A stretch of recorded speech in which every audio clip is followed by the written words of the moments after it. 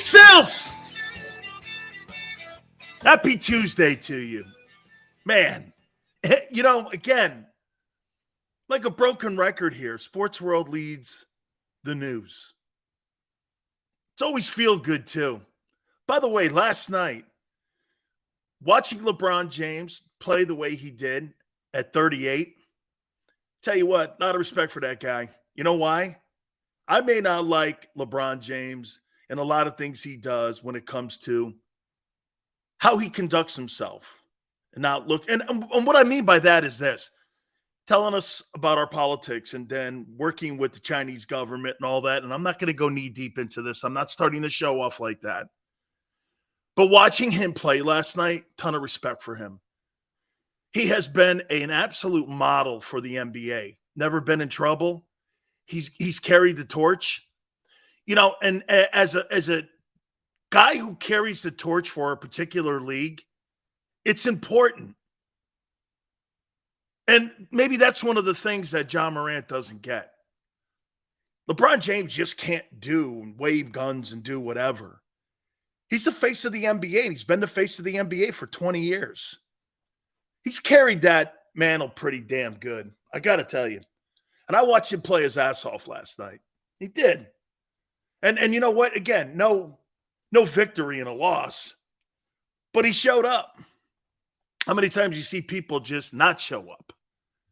And I thought that was pretty good stuff last night. So, again, fantastic stuff for him last night. Now, let me do this to you. So the NFL, once again, is taking advantage of you. One thing that I don't like to usually do, because what's my number one job here, is to sell sports. The guys who come out and always rip sports, and the guys who come out and always take a shit on what they're talking about, dude, I mean, the bottom line here is I sell sports. This is what I do. I sell sports. I'm supposed to be a Pied Piper for them. So I traditionally don't like to do this shit. But here's a typical NFL move.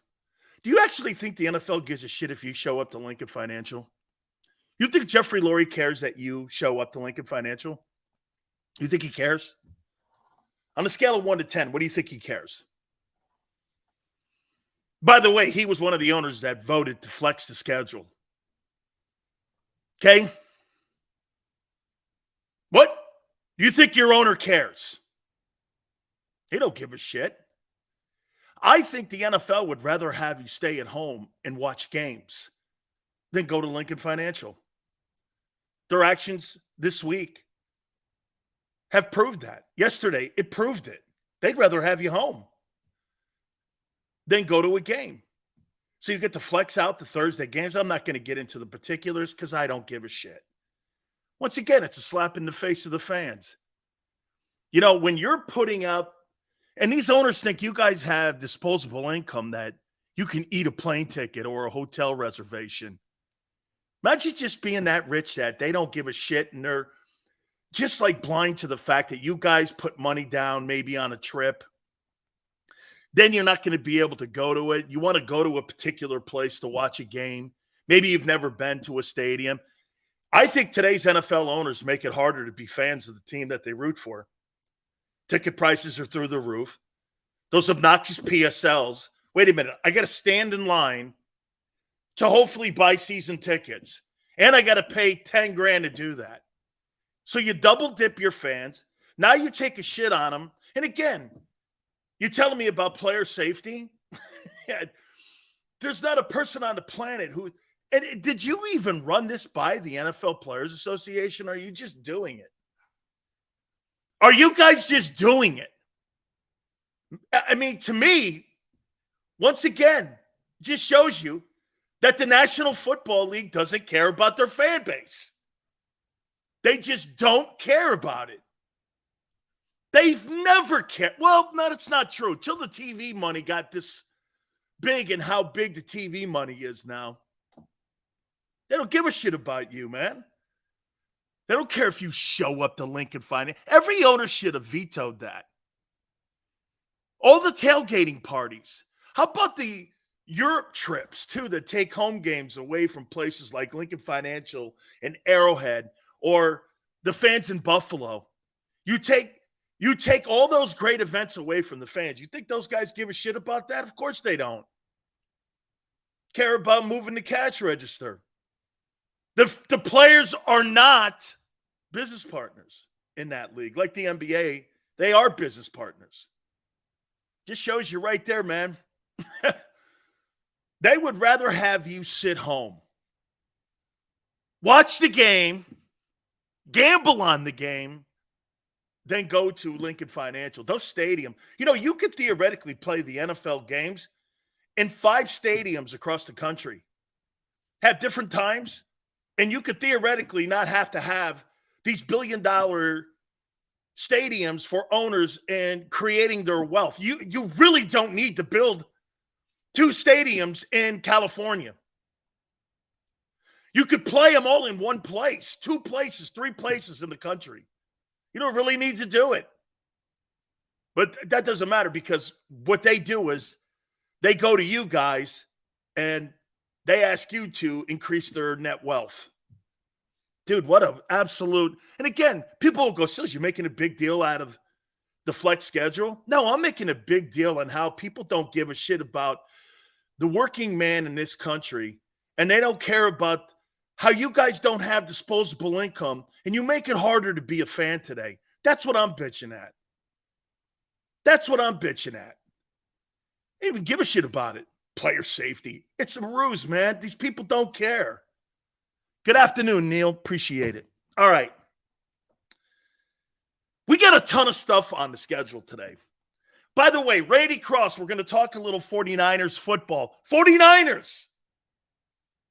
Why, you got a neutral site for the Super Bowl? Why not, Double? Neutral site for the playoffs. Why not? Why not hold the Super Bowl into place? Hey, Double, has any NFL fan ever asked this? If you have the best regular season record, why can't you hold a championship game in your own stadium? Like, why shouldn't the Eagles have been able to hold the championship game at Lincoln Financial, the Super Bowl? Why do you have to go to some other place? Why again? Because it's warmer? Who gives a shit? Football's played outside in all kinds of weather. Yeah, but it's for the fans. No, it's not. Since when is it for the fans? It's for TV. It's for Chamber of Commerce looks. I've always said this. If some team's 15-1, shouldn't you be rewarded for that? Whether it's Green Bay or it's Miami. You should be able to host a Super Bowl in your own stadium. If they don't give a shit about, and that argument, well, it doesn't give the fans enough time to get to the Super Bowl. Well, you're flexing Thursday and Sunday games now. You think they have time to change their schedules? The NFL talks out of both sides of their mouth. I mean, you have the best record. You should be rewarded for that. They do in baseball. Okay?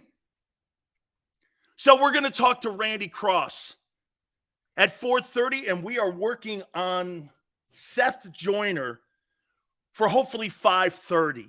I asked Seth if he wanted to come on a little bit earlier in the process, and we're waiting to hear back. But hopefully we get Seth on at around 5:30 today. So we welcome you, and we welcome you aboard here with us. All right. I want to give you this because this is fresh off the presses here. Fresh off the presses. Pro Football Focus's top 10 quarterbacks heading into the 2023 season. Here they are, top 10, according to Pro Football Focus, baby. Yes, sir. This is the Bible of NFL football. Your 10 best quarterbacks heading into OTAs, end of July training camp. Sue, how you doing? Thanks for stepping in. Number 10, the greatness of Dak Prescott. comes in at number 10 for Pro Football Focus's best 10 quarterbacks in the league. At number 9, Mr. Purple, Kirk Cousins. Mr. Yardage. Number 8, according to Pro Football Focus, the Bible of the NFL. Trevor Lawrence. Jacksonville Jaguars. He's really come along, hasn't he? Since Urban Meyer's time. He really has, man. I'm proud of the kid. Number 7, according to Pro Football Focus, these are your top 10 signal callers heading into the season. Jalen Hurts, number 7, Philadelphia Eagles. Here are the quarterbacks that are ranked ahead of Jalen Hurts, according to Pro Football Focus. Lamar Jackson at number 6, Baltimore Ravens. Number 5, according to Pro Football Focus, your top 10 quarterbacks. Aaron, 4-time NFL MVP, New York Jet, Rodgers. At number 4, according to Pro Football Focus and not Big Sills, Justin Herbert, Los Angeles Chargers.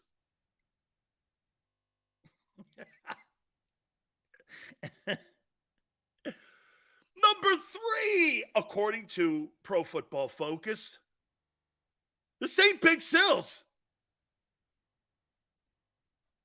Joe, soon to be $52 million per year, Burrow, Cincinnati Bengals.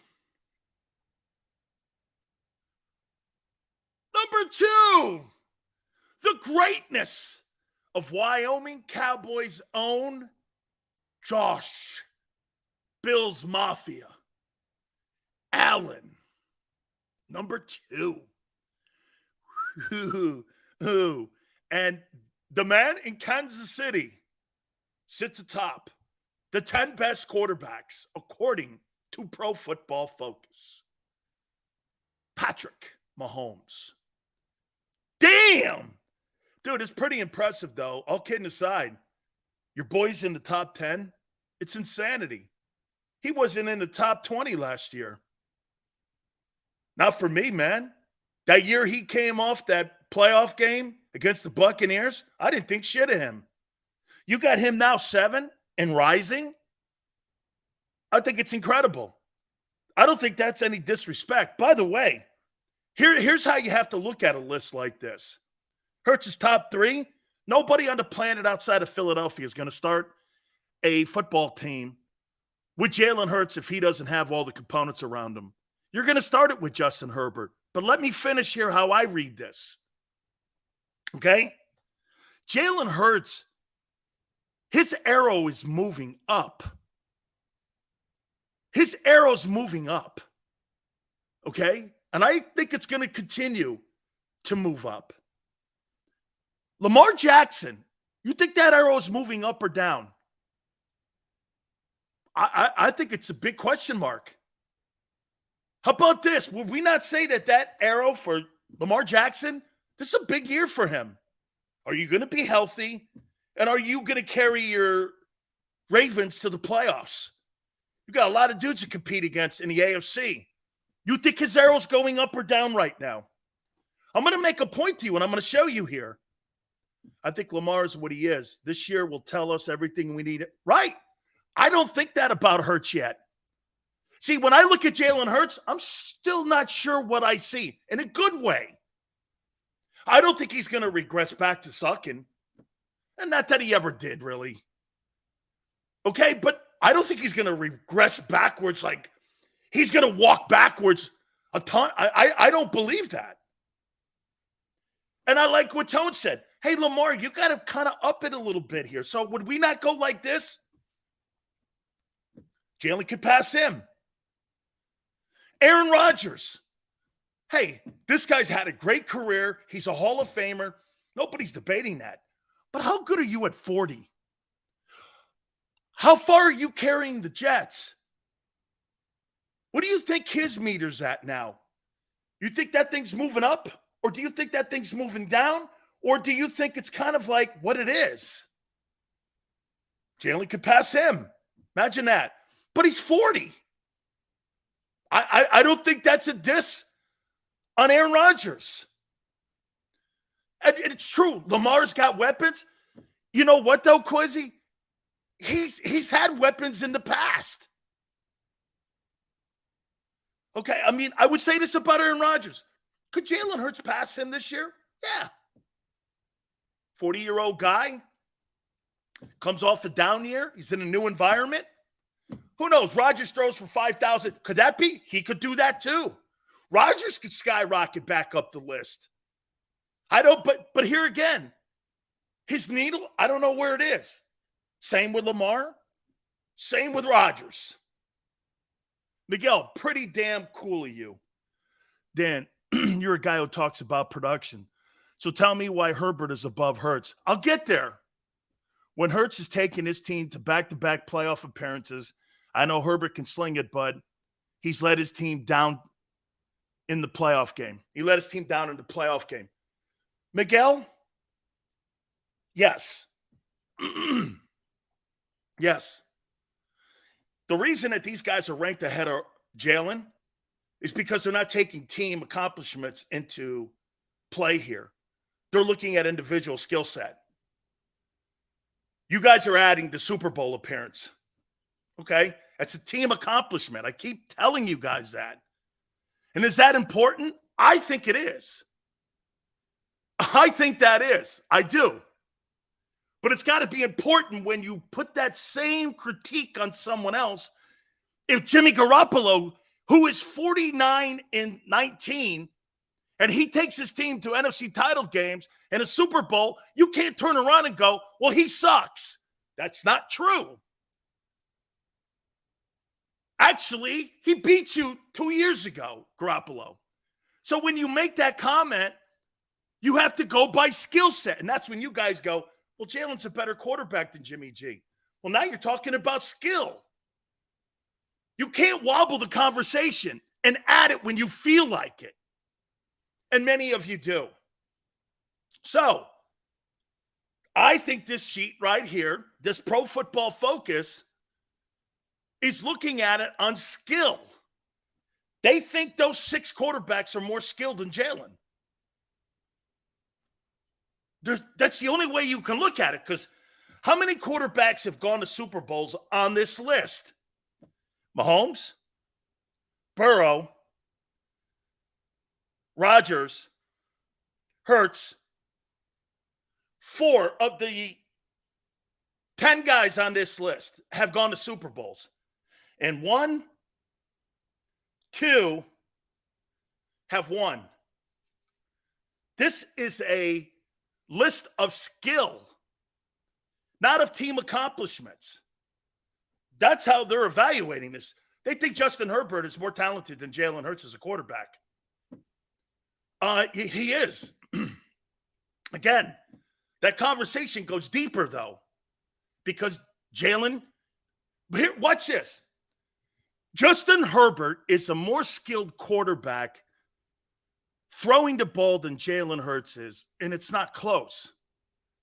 Jalen Hurts offers more skill sets and more ways of scoring and more ways of moving the chains than Justin Herbert can. For that matter, Patrick Mahomes. Is that fair? Jalen can move the ball in multiple ways.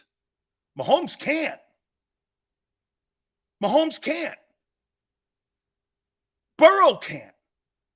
Jalen can. But is Burrow a better passer? Geno Smith is a better passer than Jalen Hurts. Or we'll say this. For two guys who had one great year in their careers, Geno's had a better year than what Jalen did throwing the ball. I've said that to you. But that's not the conversation here. Jalen offers more way of getting the ball to the end zone than any one of these guys on this list. Okay? Jalen stood up in the biggest games. He did not play well in those playoff games. He was spectacular in the Super Bowl, in the biggest game, and that matters. Showing up matters, right? Ask Dak and Kirk Cousins that. Let me finish where I was going here. Justin Herbert, I happen to agree with you guys. For all the skill that guy shows, son, you got to start winning some ball games now. Second fastest guy to 15,000 passing yards. That's all good in today's NFL, and I'm with you. However, you got to cash that in for something. Because after a while, you're going to be called empty calorie stats. You see, listen, I don't have a problem with this list because every quarterback that's ranked ahead of him, maybe Lamar, is a better passer than Hurts. I don't think anybody would debate that. Is he getting better at accuracy? Absolutely. Is he getting better? Yes, all of that is true. Can he get the ball into the end zone multiple ways compared to anybody on this list? Absolutely. Absolutely. Okay? Absolutely. Okay. Hey, we're going to get Seth Joyner now. We're going to get Seth on now. And we're gonna ask him. And we're gonna go around the room here a little bit. And hey, Tone, did you send him the link here? Because we're gonna get Seth on here, and we're gonna bring Seth up now. Don't forget too, we're gonna do Randy Cross at 4:30, and we're gonna talk a little 49ers with Randy Cross. Those 49er dynasties back in the day. Hey, you know what's funny? The 49ers. They went from Joe Montana to Steve Young the same way that Green Bay went from Favre to Rodgers. So at 4:30, my friend Randy Cross will join us, owner of 3 Super Bowls. We'll talk a little 49ers with him.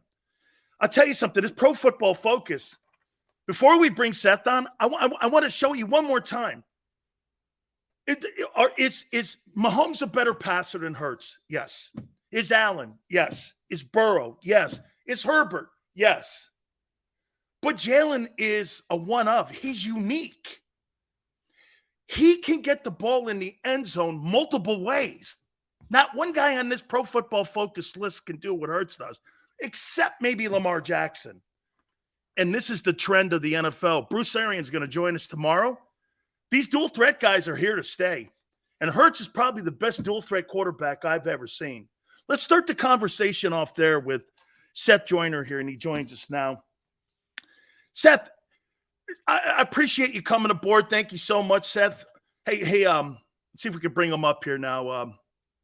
Tone, can we get him in here? Let's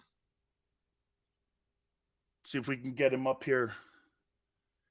There we go. Hey, Seth, how you doing? Seth, how you doing, my friend? Are you muted? Probably. Hey, man, thanks for jumping in. I know you got some place to go. Hey, will you listen to what I was saying? Is that, Seth, it's not that I don't think Jalen is continuing to improve as a passer, because he is. You see his accuracy. You see his decision. What I love about him so much is his decision-making on the field. He sees the game like Brady, and he's more of a hybrid guy in a way. He's a one-of, Seth. I mean, he's not going to be Joe Burrow, but he's going to get the chains moving because he can move it in multiple ways. Is that how you see Hurts? I think that he's still growing. And I think that a lot of, I saw this same list this morning on social media that he was ranked the 6th best quarterback in the National Football League. And I just kind of chuckled at it because, there's two things at work here. If you look at the other quarterbacks on that list, they're all first rounders. That's the first thing. The NFL loves its first round quarterbacks, and the NFL loves for its first round quarterbacks to be, the face of the National Football League. The second thing is he's bucking all the trends. How in the hell was Jalen Hurts how was he to take the Philadelphia Eagles to the Super Bowl in his third year in the NFL, his second year as a full-time starter? That wasn't supposed to happen. So when I look at all of these things, and he's not the traditional guy to your point, most of these other guys, with the exception, like you said, of Lamar Jackson, and maybe even Josh Allen, because he runs a lot more, a lot more than, people would want to admit. But, when I look at Josh Allen, he's like a Brett Favre to me, a bigger Brett Favre, who doesn't throw as many interceptions, but he takes chances because he's got a big arm. But the rest of these guys are pretty much pocket passers unless they're forced to get out of the pocket, with the exception of Lamar. And I think in a lot of ways that the NFL does not want to see, that be, the prototypical quarterback. But guess what? With these multiple offenses, run pass option, read option, all of this stuff, this is the quarterback of the future. Not the prototypical 6'4", 6'5" guy that can stand in the pocket, and go through a progression and, manipulate the pocket. Yeah, these guys have to have some of that. But I think for the most part, their ability to be able to run and stress defenses out, that's going to be the direction that you see most offenses go in the National Football League now. Wow, Seth, I never thought about the promoting of the league. That the league is still in a stigma of the running quarterback being promoted versus the big arm guy who gets the points and gets the theatrical points. You see, when you're Jalen, you're going to go on a 17-play drive or a 12-play drive. That at times can be mundane. You want to watch somebody like Allen or Burrow, these guys, or Mahomes, they just chuck it down the field, 3 plays, they're in the end zone, there's 7. They go back to a commercial timeout. It's about really the image of the league and what they're promoting. But I agree. I think these guys are here to stay. You're seeing more of them come into the league. So you think the league is going through a transformation right now and what they're seeing with these dual threat guys coming into the sport? There's no doubt about it. The day and age of the Tom Brady, Matt Ryan, type quarterback that can't run, who just Phillip Rivers, who just stands in the pocket, that day is done, because defenses are too complex, pass rushes, are too dominant, for you to have a guy who cannot manipulate the pocket or a guy who can't get your first down, with his legs when everything, breaks down. And to your point, you talk about the image of the league and how quarterbacks in the league are looked upon. All you got to do is go back a year and, revisit the verbiage that surrounded one Jalen Hurts. Oh, he's inaccurate. Oh, his arm strength. Oh, his ability to read defenses. Oh, can he get through his progressions? We still don't know that. All of these questions befell him this year, last year, this time, as he was preparing for, the 2022 season, and what did he do? The kid just went to work. The kid went to work and proved to everybody, that he could be, in a lot of ways, what a lot of people thought he could not be. And this is where I'll always say, because I would love for the naysayers to step up and just say, hey, I got it wrong on Jalen Hurts. I got it 100% wrong, because everything that I thought he couldn't be, he could be. And the reason why I bring that up is because, when last season was over, even throughout, last season, Not his first year under Nick Sirianni. I said, listen, I've learned some lessons over the years. The first one was judging a head coach before, seeing the end result, like Doug Peterson. I never thought that Doug Peterson would be a great head coach. But when Mike Lombardi said what he said about Doug Peterson, the way that the players went to his defense, that told me that they saw something from the inside that I couldn't see looking from the outside. Okay. So when we hired Nick Sirianni, I said the same thing. Whoa, don't particularly like, the press conference and, the way he handles himself, but let's see how this thing pans out. Same exact thing with Jalen Hurts. I'm like, you don't know what's in here and you don't know what resides right here before you start talking about what another man can be or what he can transform himself into. Because if his mindset is right and he's set on being the best that he can be, and he has some talent and some ability, some potential, and even much more if he has the God-given gift of hard work, because not everybody has that ability. Talent sometimes can be a curse as well as it can be, a gift. So I don't doubt anybody until I can see over a period of time, how they can transform themselves and how they can, remake themselves. Jalen did it, going from Alabama to Oklahoma. And now we watched him transform himself from the collegiate game to the pro game. And in my opinion, he deserves to be a hell of a lot higher than, 6 on that list. Tell me how many of those guys have taken their team to a Super Bowl. Oh, no, there's only 4 guys that are on this top 10, and actually he's ranked 7th. And the guys that are ahead of him, Mahomes, Burrow, Rodgers, are the only quarterbacks that have gone, and Mahomes and Rodgers that are ahead of him are the only ones that have won a Super Bowl. The other guys, again, like you said, I didn't realize that, except for Cousins, who's at 9, and Dak are all underachievers. It's funny, too. They're all in the NFC.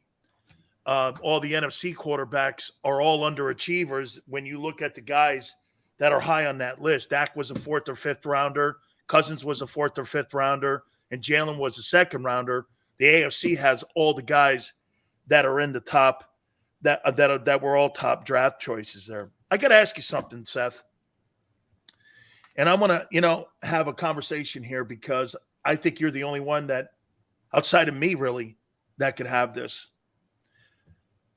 Are you concerned about Jalen Carter? And I want to throw this at you.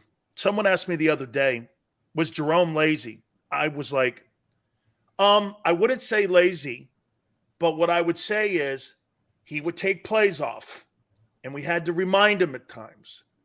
And all of a sudden he would be reminded, and he'd make those flash plays, and you're like, shit. So you put up with a little bit of that. And I thought when he got around you guys, you and Reggie, he became a better practice player than he was with us because he saw how you guys prepared each and every single week. Not that we didn't, because we had a bunch of great people at UM. You know this. And so I tried telling people, are you concerned about Jalen Carter? And I'm like, hey, Jerome used to go in that parking lot at the vet on that motorcycle. And Jeff Fisher and all them guys, they used to call me, and he's going to 160 miles an hour, and everyone was worried about him, and everyone was concerned about him. Do you see that, and do you think the environment in that building is enough so that this guy can fulfill his prophecy? I want to be very respectful to my friend here. I think that and do you agree with what I said? Oh, no. Listen, every player in the NFL has to grow up, okay? You asked me the question, was Jerome lazy? Yeah, he was lazy. There were times where he was lazy. There were times where him and I had heart-to-heart conversation. I'm like, you don't know how great you could be if you just spend an off-season working out.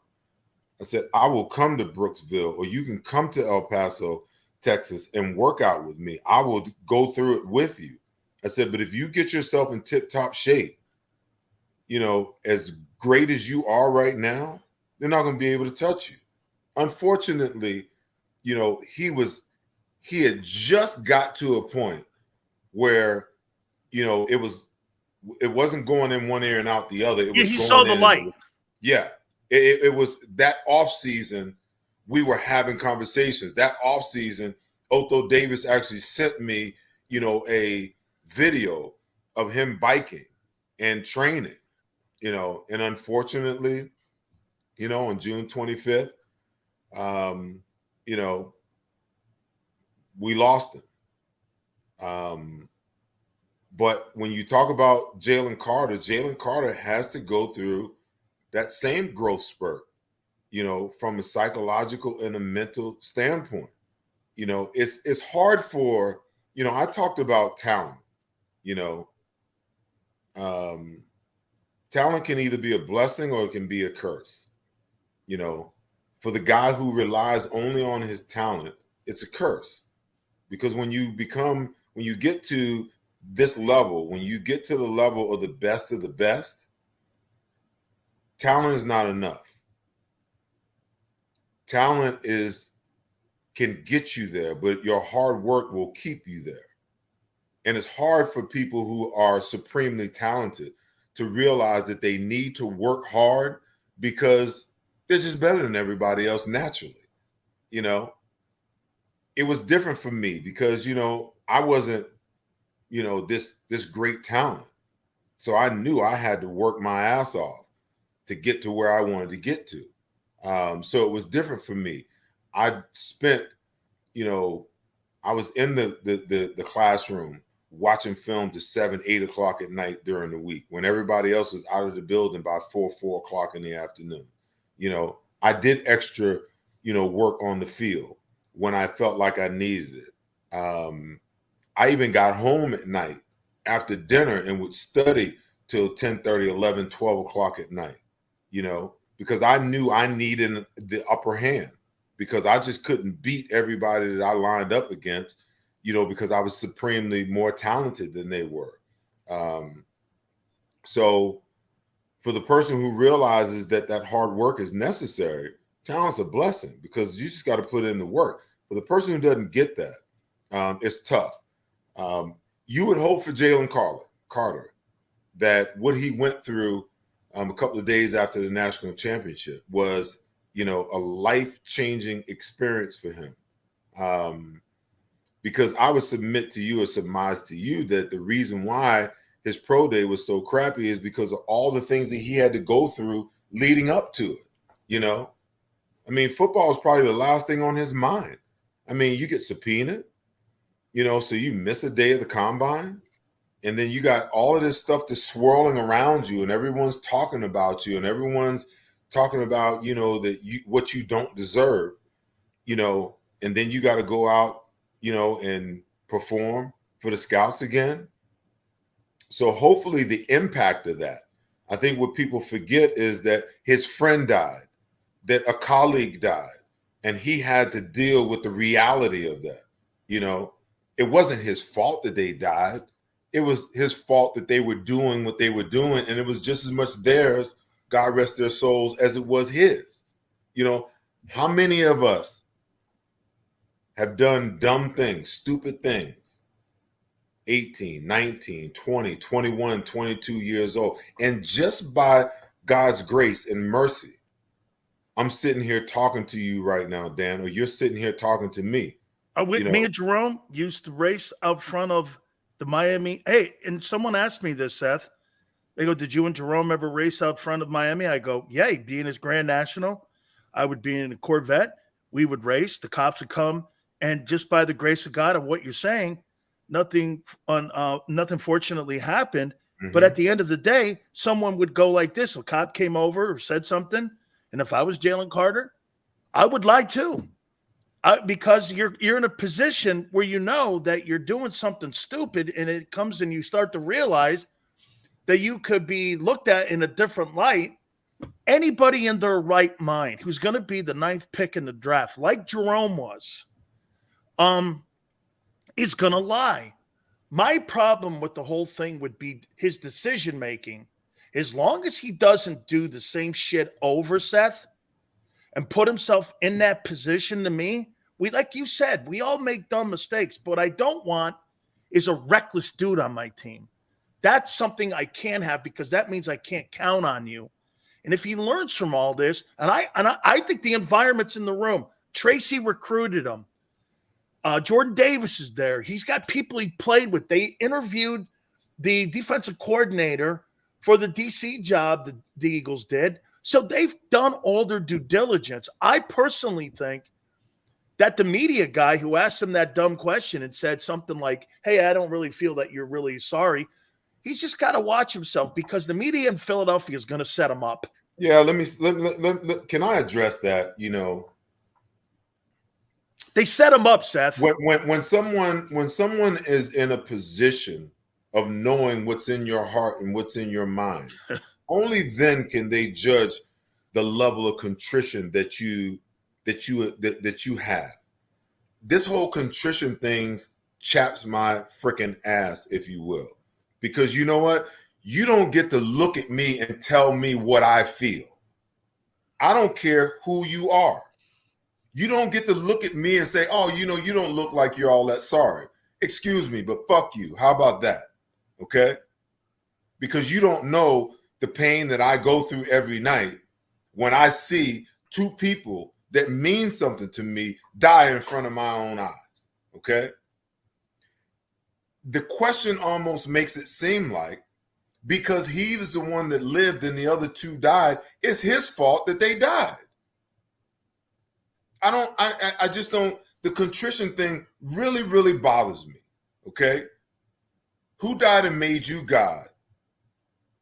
Who put you in a position that you can judge someone and say, oh, well, you look like you're contrite, or you're contrite enough. You said you're sorry enough. Go to hell. Okay? Go to hell. Because you don't know what I deal with on a daily basis. You don't know the nightmares that I have on a daily basis. Okay? You're just trying to write a story. You're just trying to put a narrative out there. Okay? Now, I don't know Jalen Carter, but if I had an opportunity to talk to him, Dan, you know what my spiel to him would be? Is that, listen, by God's mercy, you got a second chance where your friends didn't. Okay? You're in a unique position. Okay? You've worked your entire life for this. And there are these things out there that can snatch it away from you as fast as that night, that race snatched those two lives away from you. Okay? So you got a choice to make. You can either learn from that, or you can learn the hard way. My mom used to always tell me, son, a hard head makes for a soft ass. And there's two ways to do things. Okay? You can either do it the right way, or you can do it again. Okay? So you got your second chance. You're not going to get a third chance if you do something stupid. Okay? All the naysayers, all the haters, all the doubters, they're waiting for you to confirm what they think about you. But only you know who you are. And only you know what your dreams are. And only you control the narrative of what your future is going to look like. Okay? You work too hard to get to where you are. Don't let nothing, no one, no circumstance snatch your dream from you. You just can't do it. I mean, it reminds me of, these guys back in the day, who would go to the combine and smoke and test positive for smoking weed. They're going to test you. Okay? You've been working your entire life for this. You mean to tell me that getting high is so important that you got to do it and then go and test positive, knowing that people are going to move you off their draft board, you dummy? I'm not letting anything or anyone deter me from my goal. My goal was to get to the NFL. I wasn't going to have any associations. I wasn't going to be mixed up in drugs in any way, stealing, none of that stuff. Because I already knew that I was fighting an uphill battle. I wasn't going to throw anything else on top of it to make that journey even that much more difficult. This is the reality that people need to like hit these guys, that have these troubled pasts. They need to hit them between the eyes.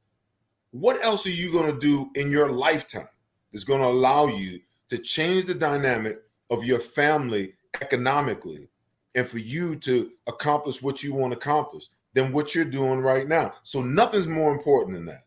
Okay? No party, no car, no woman, none of this. None of that stuff is more important than what your dreams are. So you put all of that stuff on the back burner, and everyone in your life has to understand that this is first and everything else is second. Absolutely. Couple last questions for you, Seth. I know you got to roll. Brian Baldinger said something a couple weeks ago to me on the program, and I want to get your spin on this.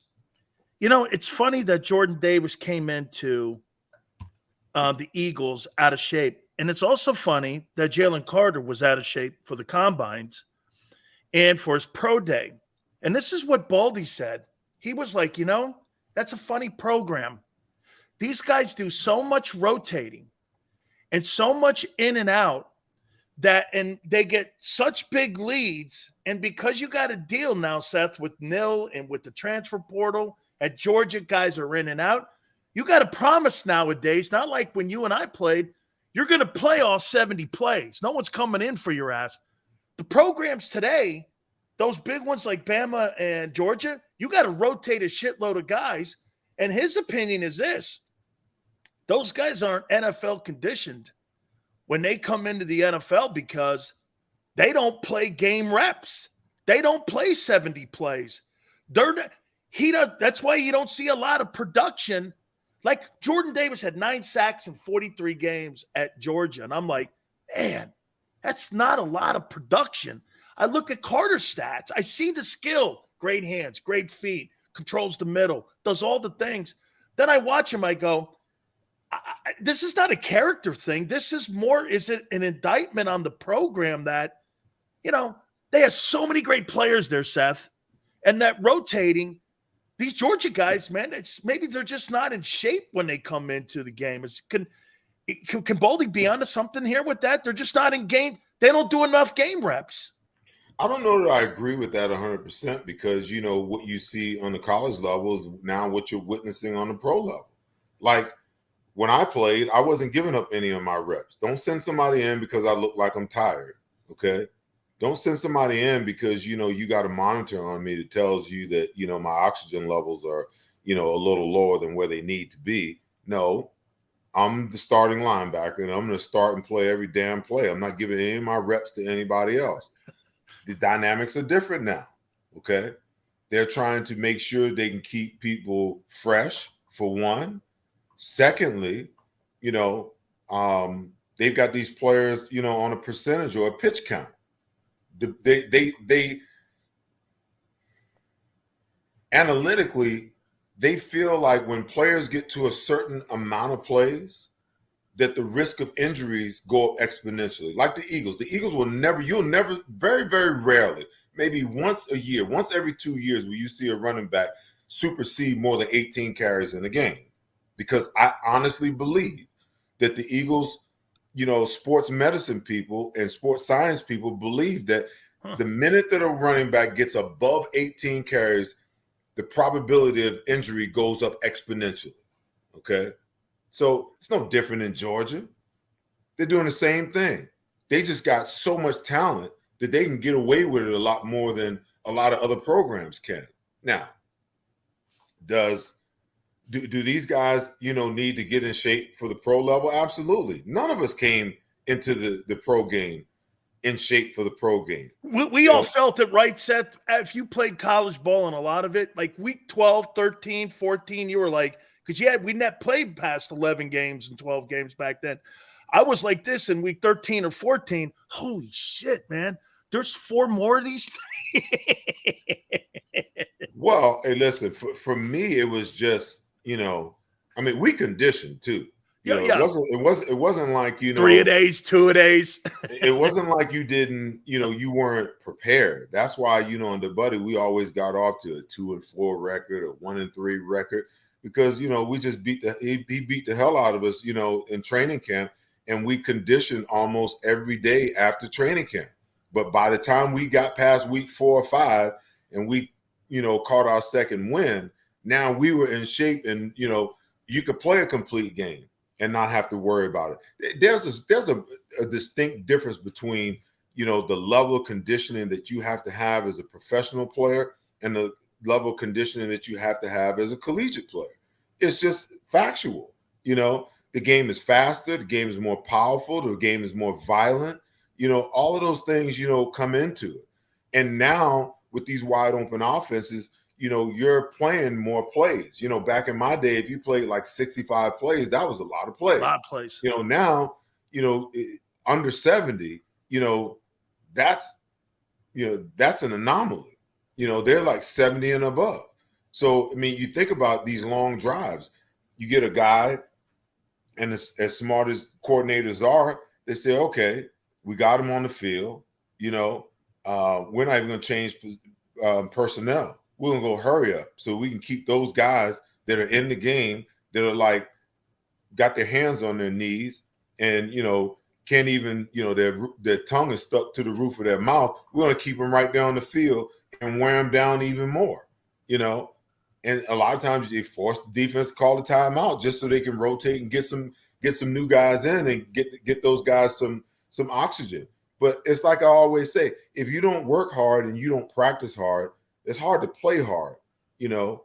I mean, Buddy pushed us. And he pushed us because he wanted practice. He wanted game to feel like practice and practice to feel like game, you know. So he pushed. You know, maybe it was a little bit of overkill. You know, I don't know. But I don't think that, you know, the way that college teams manage their players and the way that pro teams manage their players is that much different. I just think that, you know, these guys need to, by their second year, they need to adapt and get their pro body. Like Jordan Davis, in my opinion, Jordan Davis needs to be about 325 pounds. Okay. He needs to be much more muscular than he is, you know, from his neck down to his waistline, you know, and Still got that baby fat, Seth? yeah, I mean, listen, I mean, you're playing against grown men. You're not playing against, you know, kids anymore. So, you know, it took me about 1.5 2 years for me to get my pro body. And I thought that I was like there, you know, but the difference was, you know, I was bulky, but I was too big. You know, I came in at 255, you know, running the 4.55 40, you know. Buddy looked at me after, you know, my rookie season. I started the last, you know, 7-8 games of the year. And he was like, when you come in next year, I need you around, you know, 242 to 245, no more than 245.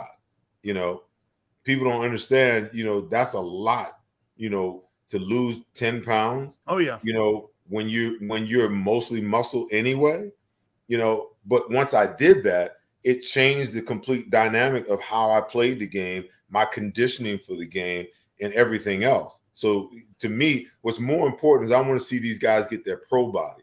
I'm not worrying about conditioning, you know, because they'll get there. They're only going to play 65% of the plays max anyway. You know, none of these players are going to play more than 65% of the plays. Like Fletcher only plays like 55% of the plays, you know. So conditioning is not necessarily, you know, an issue in my book because there's very few positions, you know, the one starting linebacker that's in on every play, the corners, the quarterback, the offensive line, those guys are going to play every damn play. They ain't getting a break. Everybody else, they're going to get a blow. Finally, last question for you here. Couple things. One of my guys over at the NovaCare Center told me something about Matt Patricia, and I want to ask you the style of defense that this team should play. I'm not sure they know, but let me throw this at you. Patricia's brought in because they're playing the Dolphins, the Patriots, the Jets, and the Bills. Obviously, he's brought in as a hitman. He schemed against those teams for 17 years up in New England with Belichick. So it kind of makes sense as a mercenary coach, kind of in a way. Plus, he's pretty good at disguising. But Desai here, a Fangio guy, Seth, they don't have linebackers. There's 4 linebackers on the roster right now. One of them we're not sure about, Nakobe Dean. And the rest of them, I mean, the one guy had 100 tackles in Chicago. They took TJ Edwards. They wanted to upgrade, and we took their downgrade. I don't know. I mean, what do you think is the best scheme for this team? Because I think their corners, they're right up the middle too, Seth. Look, I mean, you don't know what you got at the safety position. Your linebacking core is weak.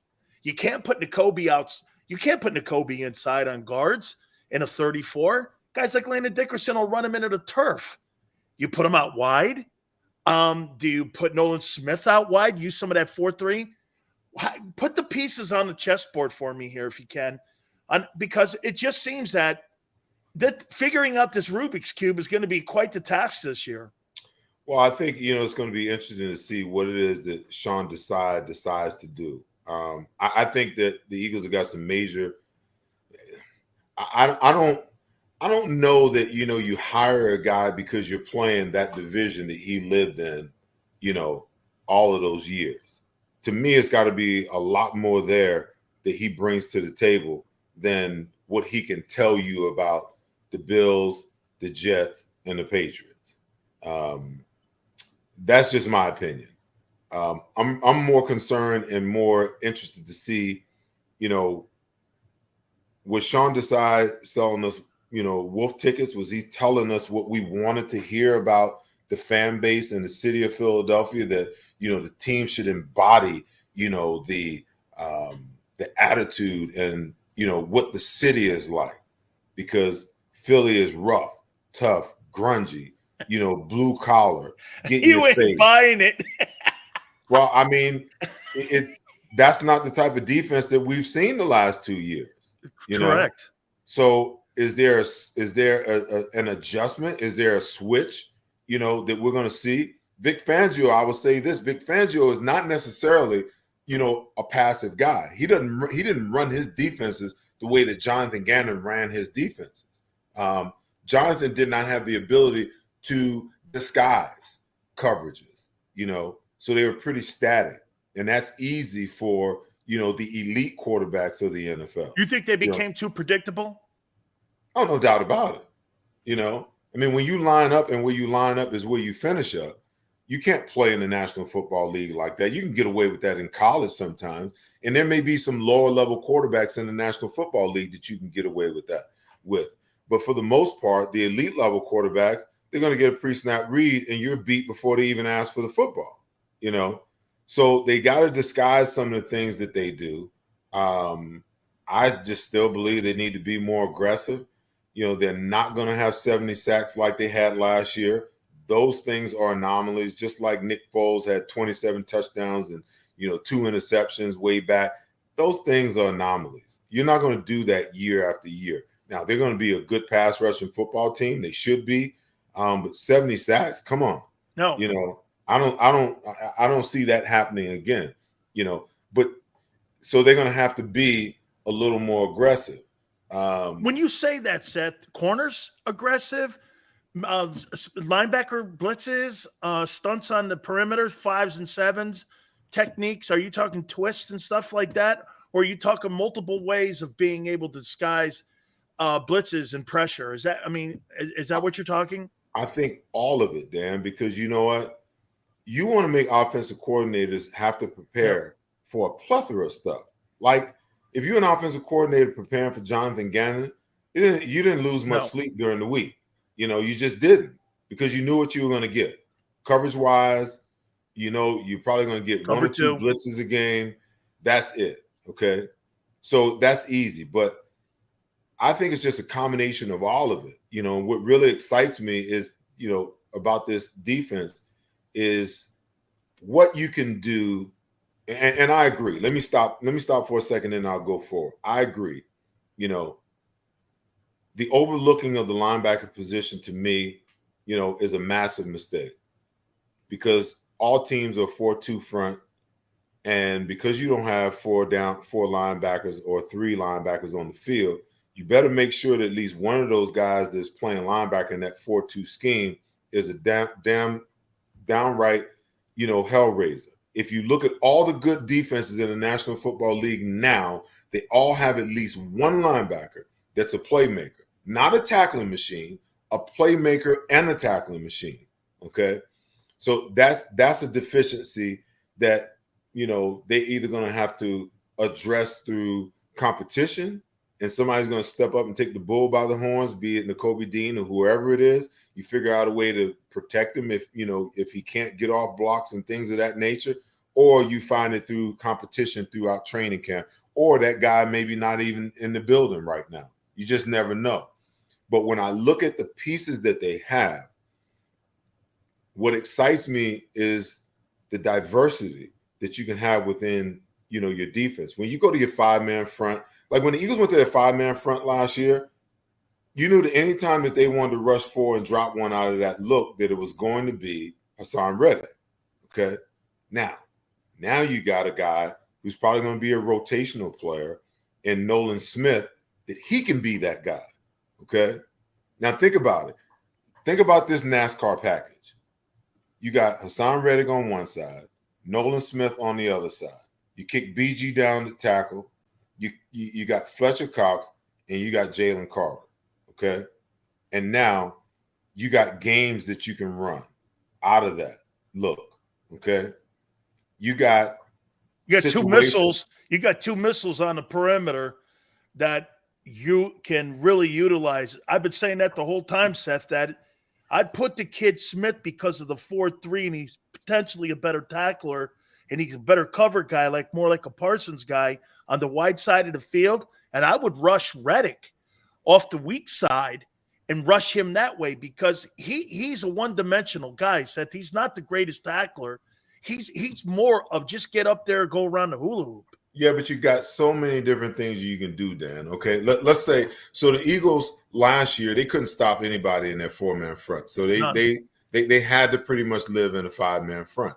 Even in passing situations, if you want to go a 5-man front, look at the options that you have. Okay, you can drop both guys and bring 2 backers or a backer and a safety. Take your 5s, bow them out for contain, send 2 guys up the middle, take your nose, Jalen Carter, and just run the center straight back. Okay, that's one look. Then you got all the games that you can play on one side or the other. Okay, you can crash Nolan Smith or Hassan Reddick and scrape the backer off the end.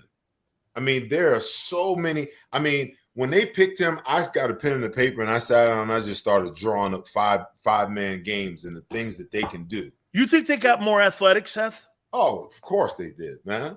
Of course, because there's more diversity with Nolan Smith. Now, he's not a guy you can play every play. Josh Sweat is still going to play.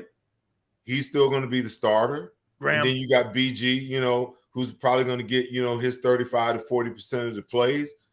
But the things that you can do in situational football with those guys on the field, it's just – even in first and second down situations, just your run blitzes. If you get a team that really wants to test you, your run blitzes and your run fits are just phenomenal in a true 7-man front with the guys that you have and the different things that you can do. So there should be a lot more movement, on this defensive line. ETs, TEs, line up 3 guys on one side, Hassan Reddick by himself on the other side, and you got all these loops and all these stunts. You walk the Mike Backer down in the A gap, to the side that Hassan Reddick is on by himself to make sure that you pull, that blocker, because you got to go three to the 3 offset. One guy's got to concentrate, who is the center or the guard's got to concentrate, on that linebacker who's sugaring that A gap. Now you got Hassan Reddick over here one-on-one. Same thing, that the Rams did, with Von Miller in the Super Bowl. They were just in a position where they could dictate, and the Broncos, to a weak offensive line how they were going to attack them. And now you just play your games. You may drop Hassan Reddick out and loop, a linebacker around. You got games where you can like take that guy on the 3 side and loop him all the way back around. You take the 2 and send him out and loop him all the way back around up the center. And you got the linebacker coming too. I mean, it's a creative defensive coordinator's dream to have the type of players that Sean Desai is going to have at his disposal, because you can just sit back and draw whatever it is that you want to draw up, because you got one of the best secondaries in the National Football League. You got one of the top slot corners and maybe, one of the best cornerback tandems in the world. You just got to put those guys in position where they're up, where they're challenging guys at the line of scrimmage instead of playing 7 yards off and you doing all of this stuff and getting all this pressure, and they're just stemming them and running slant routes that they can't defend. Get them up and challenge them. He says that we want teams to feel us. That tells me that they're going to be a much more aggressive defense this year. And I'm going to be waiting with bated breath, and I'm going to be watching to see how this defense transform beyond what they were last year and what they are this year. Tell you what, Seth, what an observation, because I'm friends with Raheem Morris, and what they did with Von in Los Angeles is exactly what they did in Denver with him. And it was exactly to the T. He goes, hey, look, well, why wouldn't I use his skill set on what he did in Denver here and being able to put him in a position to be successful? So I'm with you. Seth, I know you got to roll, man. I mean, I could talk to you forever. I put you on my top 10 greatest Eagles of all time. And I said this about you. I think in the Super Bowl era, maybe Bergie is in that conversation. I think Bill's best years were in Cincinnati, though. I would say this about you, Seth, that you were the Eagles' most complete linebacker. And you were kind of a version like, you tell me if this comparison is fair. I think you're like a Ryan Shazier and a Derek Brooks. And what Brooks could do, he could cover, he could blitz, he can hit. You're a better hitter than him. And I would say a better tackler than him. And he was used more in a Tampa 2, kind of what you're saying these linebackers in our scheme need to be, kind of that Ryan Shazier type of guy. Is that a fair assessment? I kind of like Brooks and Ryan. I think Ryan Shazier was a really great linebacker. Mm-hmm. And one of the biggest losses that Tomlin has had is that not having that guy in the middle of his defense, because he could cover Gronk and he can hit. And so I thought you were kind of in that kind of conversation there.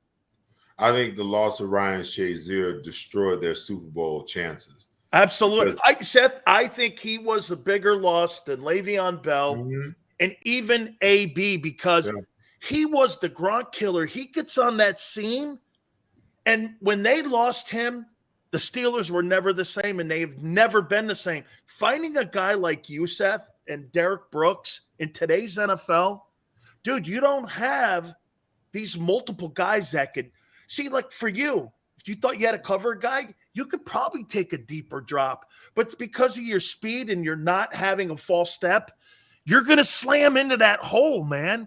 I just don't think people realize the technique that you had and what it takes. One false step in the NFL, you're chasing. I mean, in college, you get away with that. In the pros, one false step, dude, you're traveling Tuesdays to look for a gig. You know what it is? It's what you're asked to do and how you're developed. In my opinion, it's those two things, and not necessarily in that order. A lot of it is how you're developed. Like when I first was drafted by the Eagles, I had good feet because I was a basketball-aholic, played a lot of basketball. I played in a defensive scheme, where I was on tight ends, so I could deal with tight ends, but I also played off the ball, so I had that versatility to be able to play off or on the football. Did Buddy draft you? Yeah. But when Buddy drafted me, they were trying to figure out where I played, where to play me, because in college. Did they look at you like Kevin Green? Like you didn't know where to put Kevin Green? No, he was like a tweener guy. So I tell you, what they were trying to do is they were trying to figure out where I fit, because the problem was my freshman year in college, I played inside backer. My sophomore year, I played outside backer. My junior year, when we played against passing teams, I played outside. When we played against running teams, I played inside. In my senior year, they put me strictly at inside. So the NFL teams were trying to figure out, well, where the hell does he play? You know, well, when I got to Philly, Buddy didn't care where you played. From a development standpoint, you did everything. So we would go down with the corners and cover the wide receivers one-on-one. I can remember lining up against Mike Quick, trying to cover Mike Quick one-on-one. Now, wasn't very successful at it, but if I could get close to being able to cover him, then I would eat a linebacker, eat a tight end or a running back out of the backfield completely up. But we went down and we worked, every single day. Then we had blitz pickup and coverage on running backs and tight ends, so you learn how to blitz and you learn how to cover. Then you had, the 9-on-7 period where it's just runs, and you're reading blocking schemes and you learn blocking schemes and you learn what a 3 technique and a 2 technique and a 1 technique and a 5 technique. You learn all of those things, from a linebacker standpoint, and you get to stand behind it all and be like, okay, well, if he's in a 3 technique, he's responsible for the B gap on anything to me, okay? Anything away, he's going to squeeze him. I got to get front side A gap to full flow. So you learn, but you're developed during this entire time. You're being developed every single day. You're learning something new and you're being taught a craft every single day. If I'm taking on a lead block or if I'm taking on, an if block, what we used to call it, where the guard takes a step out or tackle takes one step out and comes at you, and you're responsible for that outside gap. Well, I'm going to take it on with my inside shoulder. I'm going to keep my outside arm free. I'm turning everything back into Byron, So over time, you learn all of those things. You learn where you fit. And because I was a studyaholic, I could tell you what the defensive lineman's job was. Like on flow away and flow 2, I knew where they were supposed to be, and I knew where my fit was. I knew where Byron's fit was. I knew where that off gap on the weak side, that cutback where the home run is, I knew that free safety, if he didn't get down and fill that gap, that we had a problem, And when I played in unders on that weak side, there were times where I could play games because that's the home run. Emmett used to always go front side, but he would always be looking backside because he wanted the home run out the back door. And that guard was always trying to cut me off. Well, there were times where I would make it look like I'm running way across, and then I would rock back and hit Emmett in the mouth. and there were times where, I would make it look like I'm hanging backside, and I'd make Emmett hit it front side, and I'd either backdoor behind the guard, or I just take him and put him in the gap, So there's this process of learning, that I think is missing in the National Football League today, as from a developmental standpoint, and then what are coaches asking players to do? Okay. Teams, offenses dictate to defenses personnel groupings by who they put in the game. Back in our day, we could beat the stew out of you. So we could dictate personnel. You want to go 4 wides? Well, we're going to blitz off the corner. We're going to take the 2 extra steps. We're going to hit your quarterback every single time. He's going to get so tired of getting beat that by halftime, he's going to be like, Coach, we need to bring a tight end in, on one side. So now we're dictating, formation and personnel based upon our ability to put pressure on you and beat you up. That doesn't happen anymore. Now they go 4 wides. They either go dime package or big dime. No linebackers in the game, So now they're dictating to you what personnel you're putting in the game.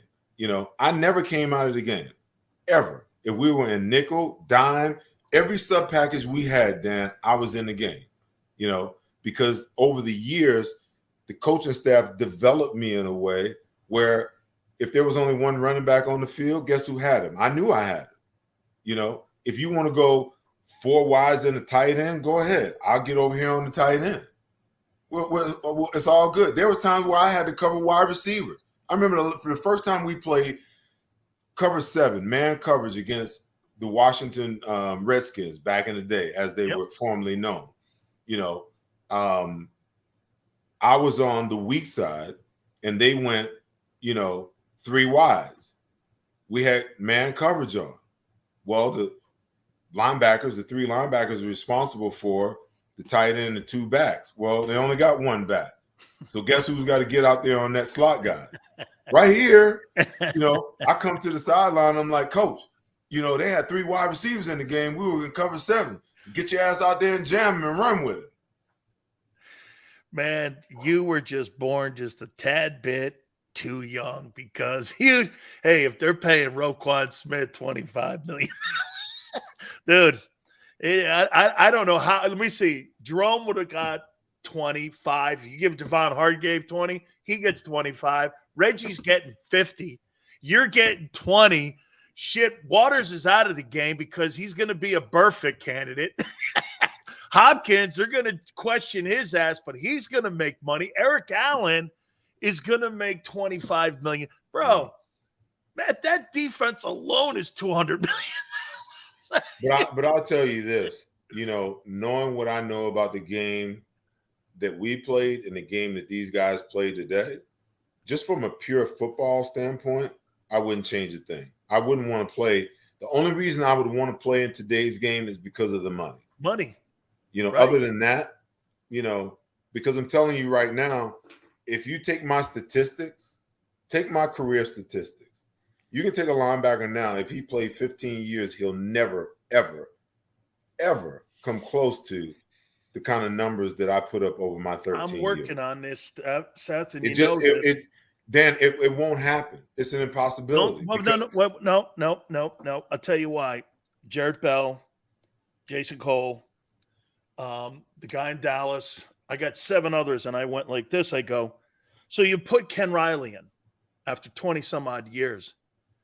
They're saying, Seth, that you're going to have to possibly wait until the Veterans Committee to get in because then they have a better sense of the control because Ken wasn't an all-decade guy too. And I was talking to those guys about it. I go, listen, this guy's a fixture. He goes, he didn't win a championship. I go, I get it. And that's what the process is as well. Because I said this, I go, so you put that guy from the Miami Dolphins in and you think that guy's a better football player than Seth Joyner? I go, I don't. I saw him on film. I watched the VCRs. I go, the kid in Miami has a lot of political people behind him to get him in and pushed him in. Plus Jimmy helped him. It won't happen because until you get to the Veterans Committee, that's going to be your best chance. I put these lists together for all 50 Hall of Fame guys. And I put a list and then they get it down to 15. Then they'll ask guys like me, about 15 other guys. And I go like this. Joe Thomas never had a winning season, played on some of the sorriest teams of all time. He's a Hall of Famer? Okay. I go like this. The kid, Leroy Butler, I go, so you think Leroy Butler's a better football player than Eric Allen? Man, I don't. Or do you think really that Eric Allen, Rondé Barber aren't the same guy? I go, I don't know. So I have those debates. Seth, I got your back, man. I'm trying. Let me tell you something, Dan. When I fell in love with the game of football, I didn't fall in love for any accolades whatsoever. Okay. To be elected to the Pro Football Hall of Fame will just be the icing on the cake for me. Because as an 8th round draft pick, I wasn't supposed to play in the NFL at all, let alone, play 13 years, be a 3-time Pro Bowler, be a Sports Illustrated NFL Player of the Year, be a Super Bowl champion. I didn't get in it for that. So I would never allow those people who control via their opinion whether I deserve to be in or not. I don't give them the satisfaction of, being upset about it. See, you're in the conversation like Harry Carson was in for the longest time. And Harry Carson used to get just so frustrated about it. And I go, Harry, I mean, you're a Hall of Fame player, whether it's this year, next year, what have you. Seth, again, man, I know here, Seth, I know what you are and who you are. because I know who you were with. And I know these men that played. I knew Reggie well, and I know Jerome well. I knew Clyde. I mean, I'm all these guys who played with you go, that defense, the linchpin on our team was you, because you set them, you set the fronts. You got what the most underrated stat about you, Seth, is you got all your dudes' backs. When they wanted to be stars, you let the front four be the stars on that team. When Reggie wanted to break, instead of maybe not setting the edge, you would cover the edge. Jerome running around a block, which he did a billion times, you would cover his ass on that. There's not a stat for that, Seth. You want to know what means the world to me? So 1990, 1991,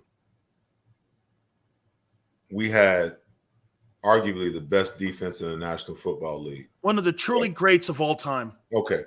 You see this trophy right here? Yes. Philadelphia Eagles defensive MVP. Per my peers. Put that up there. Put that up there so everyone can see it, please. Can you? Because I want to see that. That is. So you can't read it because of the glare. I've got another one of these. It's in my mom's house. Okay. This is 1990. Seth. She has 1991. Okay. Seth, you were the MVP on that defense. My peers, the Jerome Browns, the Reggie Whites, the Clyde Simmons, the Mike Pitts, the Mike Golis, the Eric Allens, the Byron Evans. Those guys are the guys, okay, that elected me the MVP of that defense those 2 years. Okay. That's the greatest. That's trophy. There's nothing. I mean, that's the greatest trophy I've ever seen. Because those guys know. Those guys know. Man. Those guys know the work that I put in. They know the work that we put in. And if they saw me in that light on that defense that, that was number one across the board, okay? If those guys saw me as the MVP of that defense, okay? I hold that right here. That's more important to me than any other accolade that I could have. Is to be recognized by your peers, the guys that you go to war with every single Sunday. For them to look at you and say, hey. What? 2-time MVP on Gangrene. Holy shit.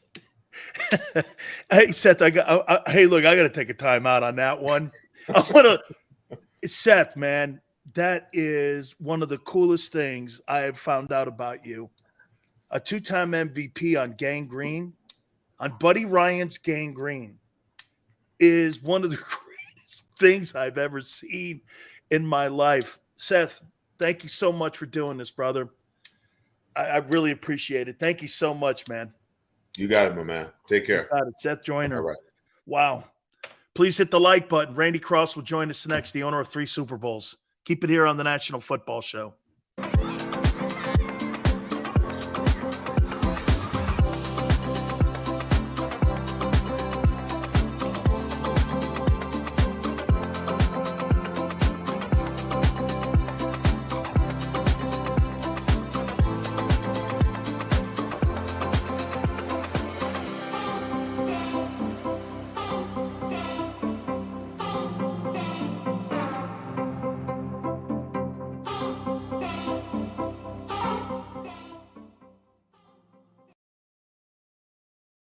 Heading down the shore, have a ball once more. Here, imaginations run wild and time stands still. Because here, you can find the best of the Jersey Shore, all on one 5-mile island. So leave the old you behind and get lost in the woods. Wild, wild, wild wood days.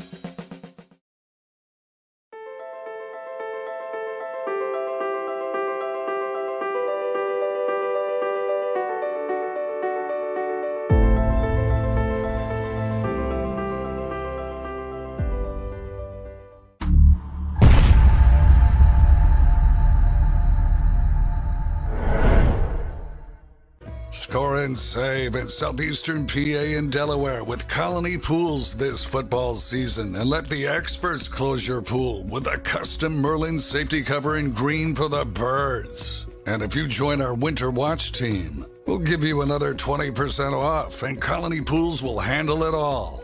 Keep your tiles on your pool, not in your pool. Fly with Colony right now, Birds fans. Visit flywithcolony.com. Hi everybody, my name's Jason Lombardi. I'm an inspector at DryTech. At DryTech we offer 3 major services, the first one being basement waterproofing. The second service we offer is foundation and structural repairs. And then the third service that we offer is mold remediation. If you feel you are having a waterproofing issue, give DryTech a call or check us out online.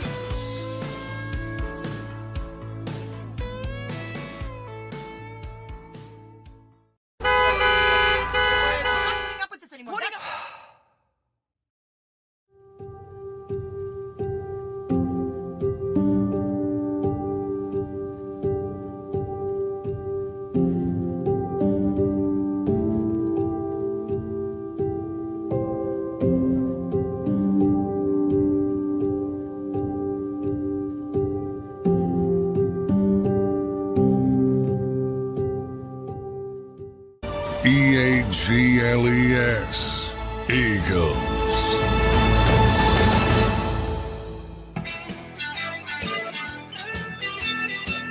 Sales National Football Show. That was awesome. Every single time Seth Joyner comes aboard with us, man, he gives us an absolute lesson when it comes to football. Can you imagine being considered the MVP on a defense that's considered one of the greatest defenses in the history of the sport?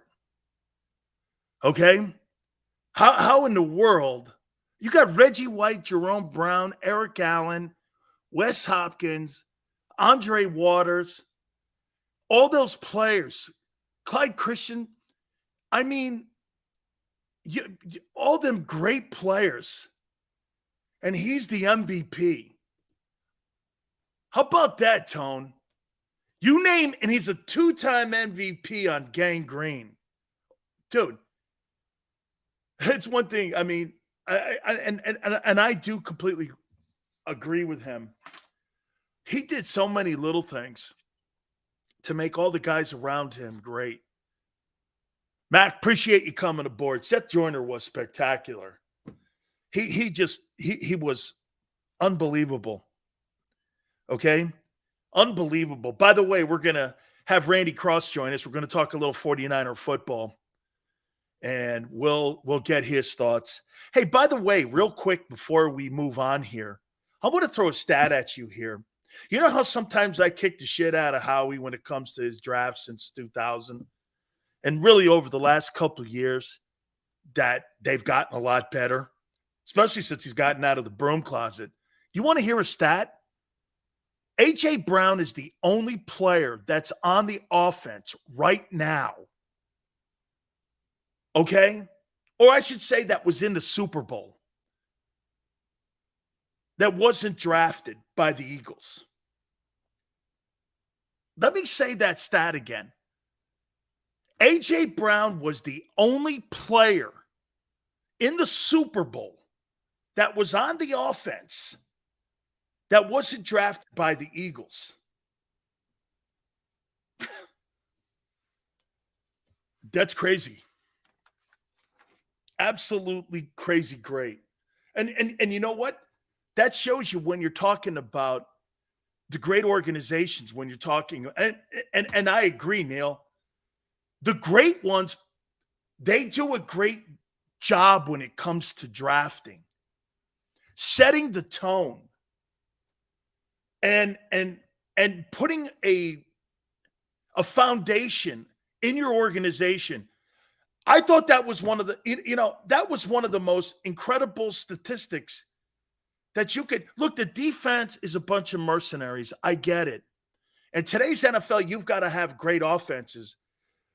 But to sit there and tell me that you drafted 99% of your personnel on offense, and it's considered one of the best offenses in the NFL, only A.J. Brown is a non-draft choice is unbelievable. You just don't see that in today's NFL with all the transition you have. And on top of that, with the fact that you have so much turnover every year. You have a ton of turnover every single year in the National Football League when you do stuff like that. And the great organizations, as I've said in the past, those were the guys that were able to just, again, when you're drafting right, and again, I do think free agency is important. Look at what the Eagles do when it comes to putting their defense together and them being able to go out and find these mercenaries like a Kaiser White or even a Hassan Reddick.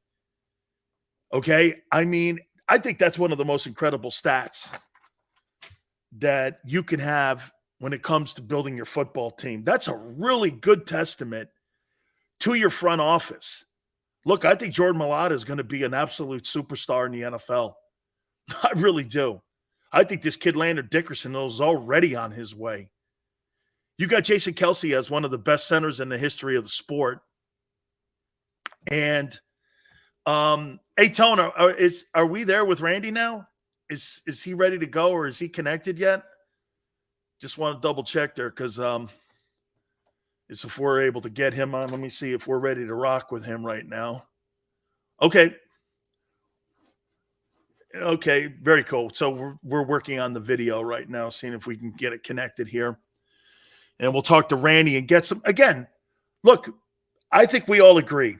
The three football teams that we're going to have to look at this year in the NFC, Dallas and San Francisco. I would also throw this at you. Seattle, maybe Detroit. Detroit's adding some pieces, right? 49ers have to figure out the quarterback situation. Yale says they want to set the culture and pass it down to the young players. They're doing that on the offensive side, the Eagles. So just imagine you playing a lady and hitting Purdy. Hey, I'll tell you what, man. I'm going to take a look at that. By the way, we're going to take a look at the quarterback list of the quarterbacks that the Eagles are playing this year. It's a pretty formidable group. It's a pretty formidable group this time. Not unlike last year. It's pretty formidable here. Before we get Randy on,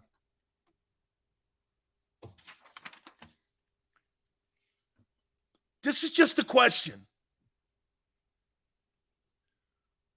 Would you go after DeAndre Hopkins? Would you go after Hopkins?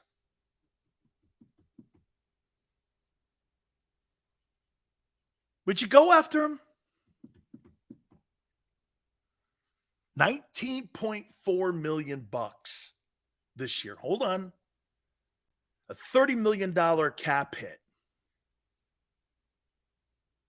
2024, 14.9 with a $26 million cap hit. A lot of money. And on June 6th, he'll be 31. Now, here. This is how you do this. If you're Howie, there's not a team in the National Football League that's going to pay $20 million for a 31-year-old wide receiver. Shouldn't you just wait for him to get cut? And no one's trading with those numbers. You're talking about a $57 million cap hit in 2 years combined. You're not making a trade for that. Nobody in their right mind. It's not that they don't want the player. Everybody on the planet wants that player. Who wouldn't want DeAndre Hopkins on their team? Okay? Who wouldn't want DeAndre Hopkins? So you have a $57 million cap hit, and in salary, you have a $34 million salary over 2 years you got to pay the guy. Nobody's paying that. Nobody's paying that. So, do you wait for him to get cut on June? And by the way, Arizona's not paying that. Arizona's not going to pay that. All right. We'll continue this conversation here in a minute. By the way, I really thought that was awesome. Seth Joyner on with us for as long as he was, and I thought it was really cool. Surely Randy Cross played against Seth Joyner. Let's bring our friend in, and Randy Cross joins us now. Surely you played against Seth Joyner. Yeah, that's true. That's true. Seth was on some pretty amazing defenses. Best defense you played against, or was it that Bear team? Or surely, wait a minute. Let me back this up. So you played against the LT Giant teams, the Reggie White and Jerome Brown Eagle teams. The Washington Redskins had a really good defense. I mean, of all the defenses, the Bears, of course. Yeah, I was going to say. Of all the defenses you played against, Randy, which one of those defenses would you say was the best defense you guys had the most trouble with, Montana and Rice? I would say, based on the number of times we faced each other, it would have to probably be the Bears with Buddy Ryan. I mean, we played them, besides championship games, we played them some regular season battles too, both at Chicago and at Candlestick. But, you know, a close 1B are the LT Giants. Those defenses were stupid. I mean, they were really, really good. I mean, it wasn't just LT. That was a whole crew of pretty sick physical, you know, defenders. Man, that's such a history lesson too on all those great teams that you guys played and won Super Bowls with. Let me ask you something here and about your 49er team. Do you think the Yorks do a good job running that franchise?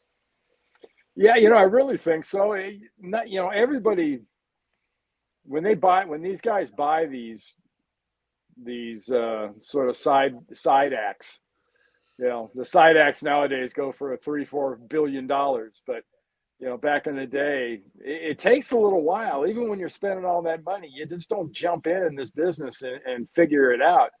And the Yorks had some early issues and struggles, but I tell you, when they hired John Lynch and Kyle Shanahan, to me, the real sign was that Jed and company had great faith in these guys. They gave them 6-year contracts, and Dan, you know, in this business, 6-year contracts, that's just this side of a lifetime contract.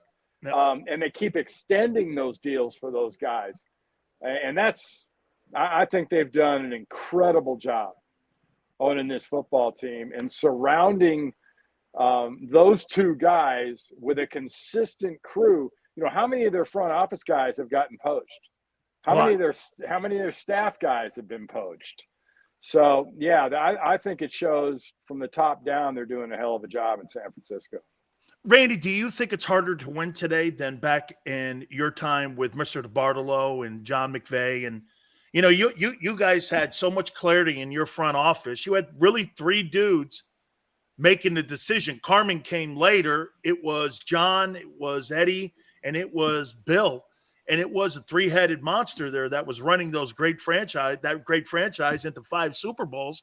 But do you think it's harder today because of all the turnover you get every year with the cap and such? And like you said, the poaching, is it tougher to be more consistent like you guys were back in the day?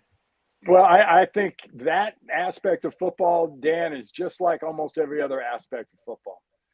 It's impossible to compare through eras. Offense, defense, line play, quarterbacks.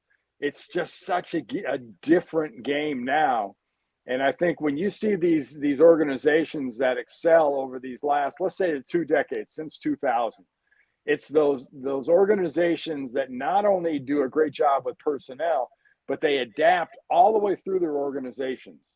You know, it depends, you know, who they're hiring, you know, what they're hiring for, what they're emphasizing off the field. Because, you know, off the field was important when I played, but nowadays your nutrition people, your health people, your mental health people, just go down the list of all the extra kind of categories you have in these organizations and moving parts that can go wrong. So when you start getting it right, I think it's great that a lot of people start to notice. You know, Randy, I think the reason that during our era, that organizations really didn't care a lot about off the field is because a lot of that was in-house. And now social media has taken that out of the house and put it more in the public eye. So it becomes, and again, if you don't know circumstances, all you are headline readers, because this country, we're headline readers. We don't read facts. Facts don't matter. We're headline readers, and social media is the ultimate outhouse wall of headlines. So do you think that that's kind of where that is now, where teams have to care more because social media has made these teams have to care?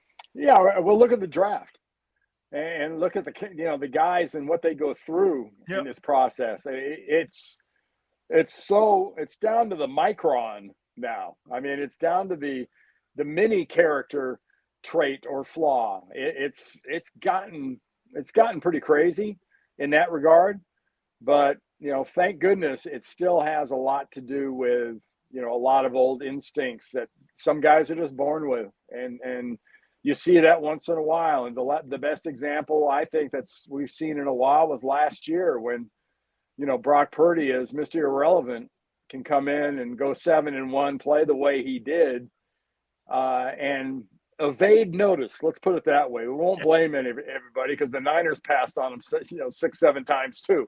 But it's just crazy when you have that happen in this type of environment, when you get everybody that scrutinize the game so much. But one thing's been consistent, Dan. When I played, when you played, over the last 20, 30 years, when you get after the draft, you've got a lot of pissed off people getting ready to go to camp because these guys all thought they were first rounders. And they went in the third round or the fourth round, or they didn't get drafted. So, it's very consistent that there are going to be some veterans out of jobs based on, guys that can be properly motivated. Other guys don't have that sort of DNA. They don't get that. They don't get pissed off about that. I know, it bothers a lot of people really, really bad. And I think it's a great motivating factor. Oh, I think it motivated Brady. There's no getting around it. He posts that picture of him looking like Ichabod Crane on his Twitter page every year, and his 5'9" 40. I mean, he does it every year. He puts. Would you draft that? Absolutely not.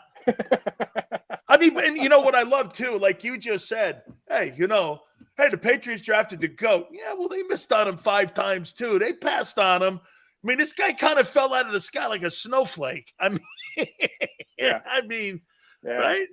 Well, it's fun to see when you get guys that are, 6th, 7th round like that, and you compare that to the guys that are drafted early and get their chances and kind of – I'll give you a great example. When was the last time you heard anything about Zach Wilson? I mean, Aaron Rodgers has sucked all the oxygen out of the room in New York. I got done. I played golf today. Wait, Randy, I had to think about who you're talking about for a second. I was like, who? I come in, I look at the TV, and the headline on the crawl says Aaron Rodgers struggles with ankle in minicamp. And I was like, it's a minicamp. I mean, what's the deal? And I started laughing. I said, well, that just means maybe they put Zach Wilson in. And the guy I'm sitting next to looks at me and goes, Zach who? only the number 2 pick 2 years ago. Hey, well, that leads me to this. So the 49ers today, we're talking about, hey, looks like Sam Darnold is going to be in a good position to potentially be the opening day starter in week 1 for the Niners. I mean, I got to tell you something, Randy. If I'm Trey Lance, I'm not in a good place right now because to me, I mean, look at the equity. And to me, the only thing that saves the face for John Lynch a little bit is if that Mr. Irrelevant does pan out, because then you go, okay, we missed on that, but we got a franchise guy here. You know how it all works out. Everyone kind of covers their ass. Like when RG3 got hurt, Shanahan drafted Cousins in the latter round, so that kind of covered that a little bit. I mean, if you're Trey Lance, I mean, he ran Carthon in Tennessee. I mean, do you think about potentially moving this guy? And I say this to you, Randy, Because if you play that guy and he sucks in the early part of the season, the more he sucks, the more that value gets sucked out of what that guy could bring for the Niners. Mhm. So to me, if you play him, you better be damn sure he's good, because at least you have the illusion that he's still a first-round pick, just not with a lot of reps. But you start getting bad tape, as you know, on tape, Yeah. that thing's going south quick like Baker Mayfield. Yeah, it's going to be a lot of stress on Sam Darnold and Trey Lance's arms in training camp. Because obviously, did you see that article today about Brock Purdy's elbow? ESPN did a great job on that, explaining it and how they did it and what they did. And I thought the same thing when I saw him at the game and he's high-fiving people with his right arm. I was like, oh, don't do that. But, you know, if he's going to be able to be recovered and compete by camp, maybe in the first preseason game or so, you're going to see a lot of Darnold, maybe the second one, but you'll see some Trey Lance. I think word like that leaking out is kind of a potential firecracker in your ear if you're Trey Lance. I mean, it's not good from the standpoint of something you say that comes out as public for a guy you gave up that much for. And I think that guy's got a hell of a lot of talent, and I think he's going to be pretty good. So you're high on him. Well, Sam Darnold's kind of had his shot. We know what Sam Darnold can do and can't do.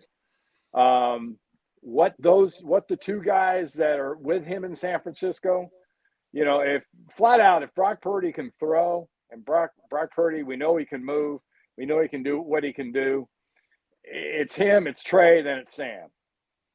And I think it's close between Trey and Purdy.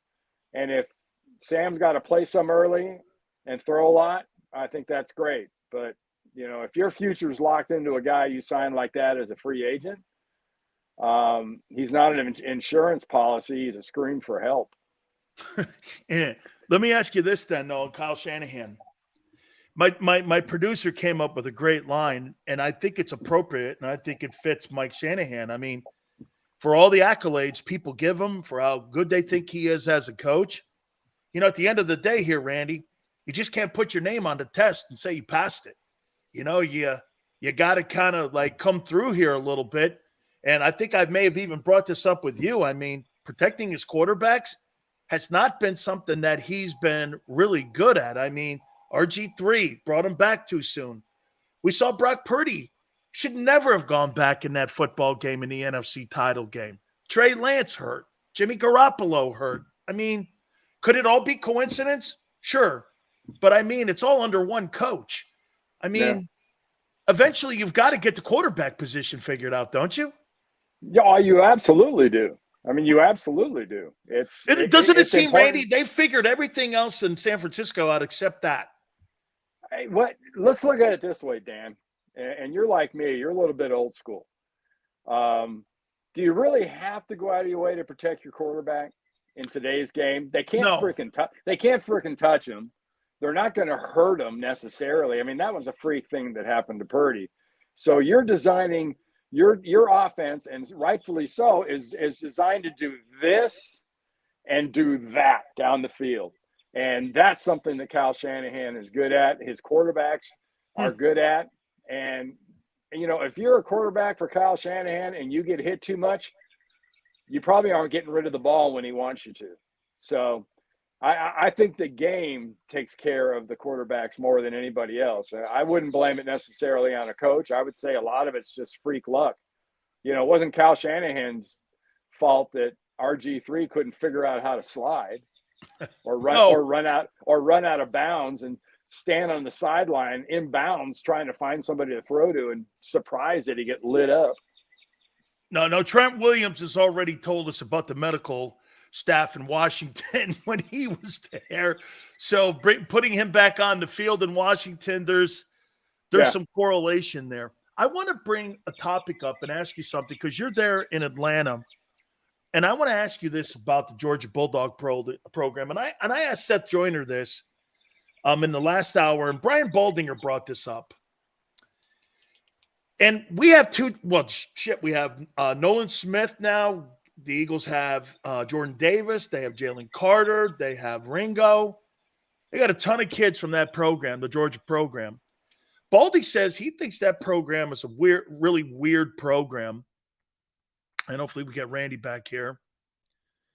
Randy, yeah. So it's all right. He goes like this, Randy. He goes, these guys do so much rotating, and so many guys are behind them that they're not NFL game shape ready when they get to the league because they don't play a lot of game reps. They're either so far ahead or they've got 78 guys. And nowadays, right, Randy, you got to worry about the transfer portal. You got to play guys. You got to promise playing time for kids, especially at programs like Bama and Georgia. You got to play your guys. Shit, some of these places don't even have depth charts anymore because they don't want you to feel that you'll jump into the portal if you're on the third team. You know, the mentality here. You think there's any truth to that Jordan Davis is completely out of shape for the combines and for his pro day? Well, last year, Jordan Davis was out of shape when he showed up for the Eagles, and he had to get – and that's a big thing about him right now is his conditioning.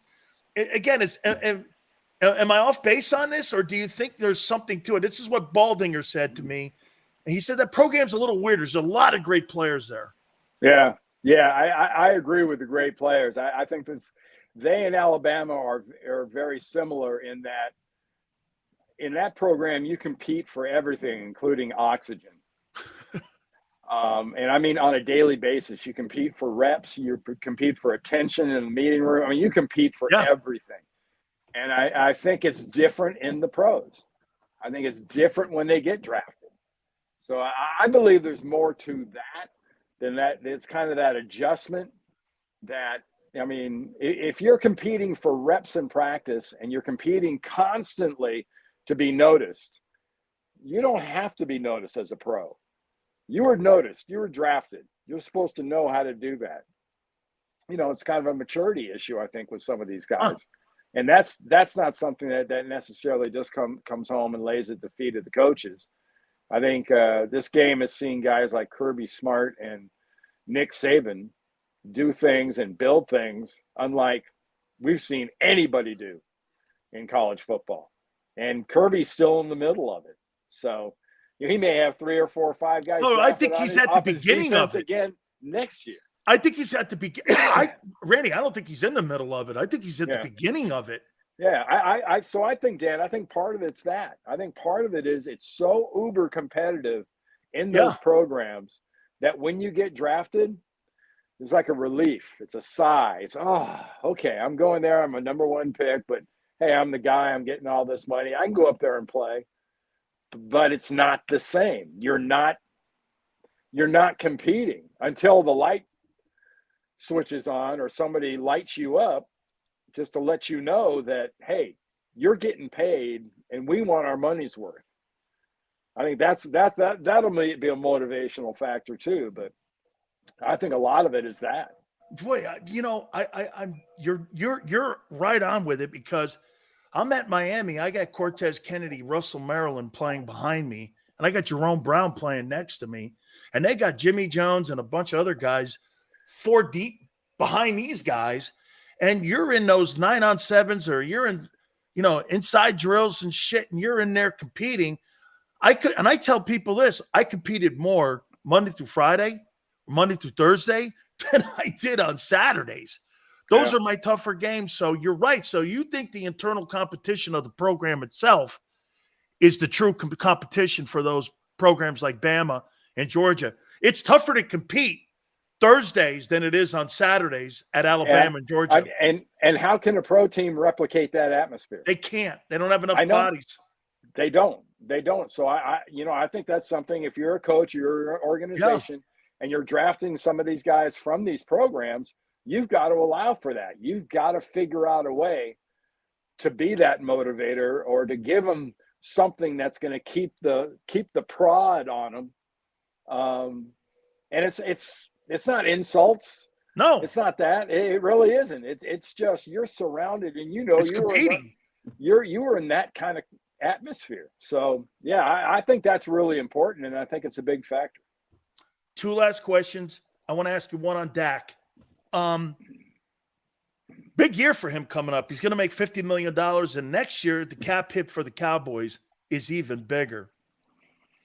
Is this a do or die year for him, in your opinion? Because how many times are you going to pay a guy $50 million, Randy, get bounced in the opening round, not have a great year last year? I mean, again, here's another guy putting his name on the test, but not really, passing the test.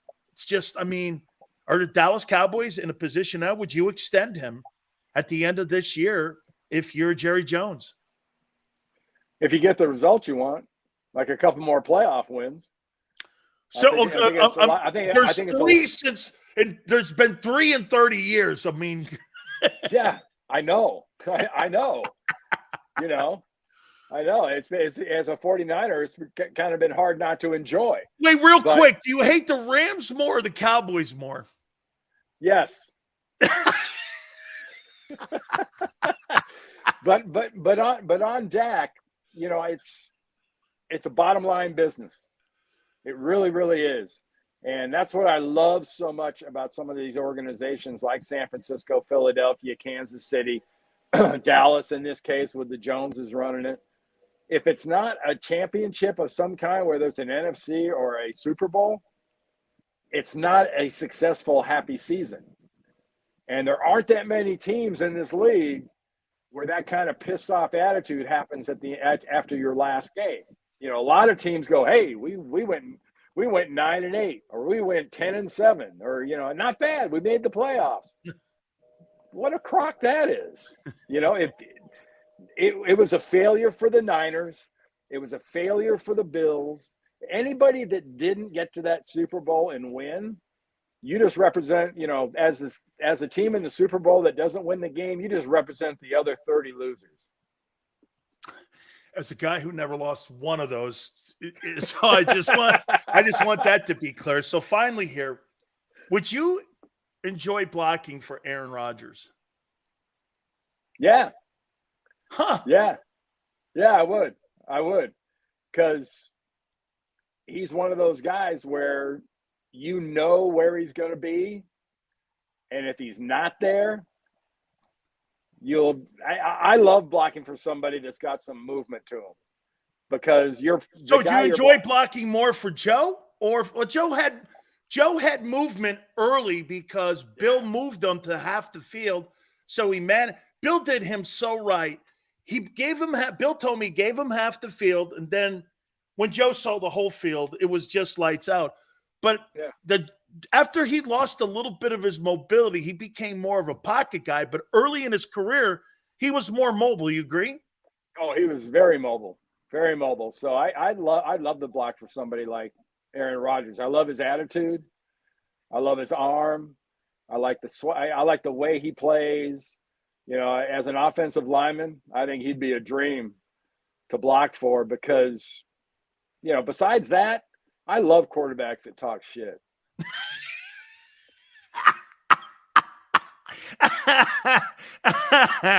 Would talk shit or had the attitude, because Joe, I can't see Joe talking shit, but Joe. Oh, come on!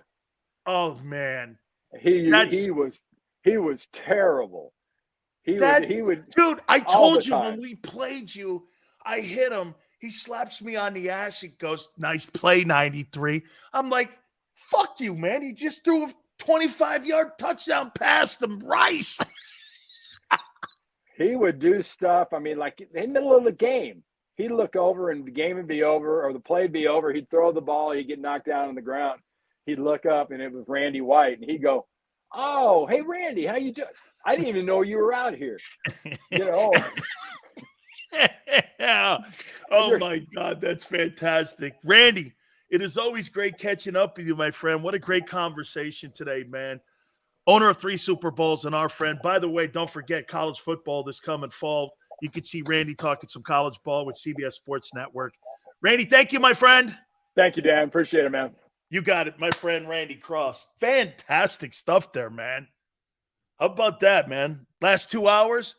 So 4 Super Bowls, is that right? 4 Super Bowls. Randy with 3, Seth with 1. right? Kind of good, right? We're good. By the way, Bruce Arians tomorrow, 5:30. How you doing? Hey, and don't ask me. Somebody asked me the other day, Sileo, how do you? I don't know. I don't know. Jesus, you know what? You want to hear something crazy? Look at all this shit that I prepared for you today.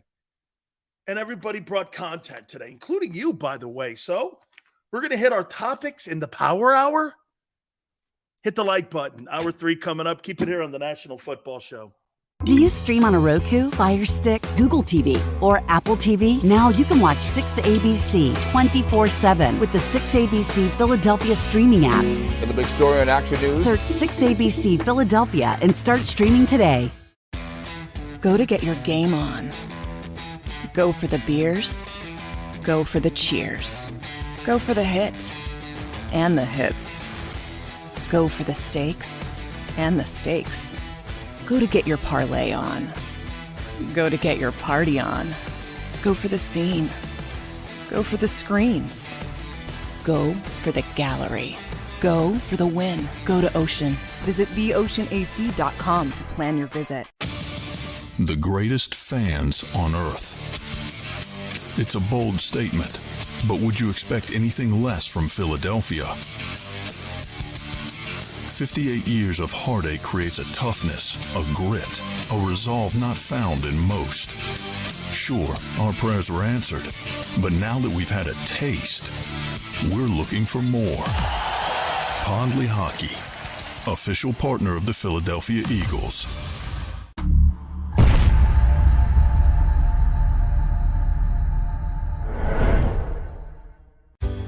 Go passionately. Go fearlessly. Go confidently. Go Birds! Go confidently towards your goals with First Trust, Philly's hometown bank for nearly 90 years, and the official bank of the Philadelphia Eagles. We're focused on getting you over the goal line. So go with conviction, go with trust, Go Birds! and go forward with us by your side. First Trust Bank, the official bank of Philadelphia dreams. Oh, and go Birds. All right, did you know I was the Mommy Slam Dunk Champion? Really? Yes, really don't sound so surprised. Let's see it. Oh, you're ready. All right, here we go. Let's hear the crowd. So go to right, go to left, fake 'em out. Mama, go up, up, up. She did it. Again? You can't avoid gravity, but United Healthcare can help you avoid financial surprises by helping you compare costs and doctor quality ratings. United Healthcare. Uh-huh.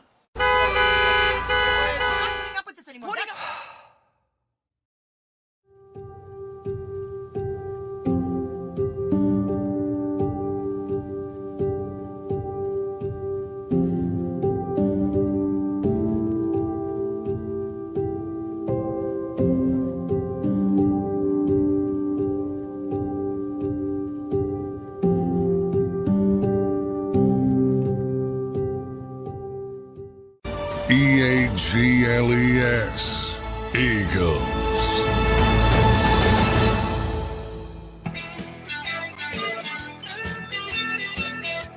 Big Sills!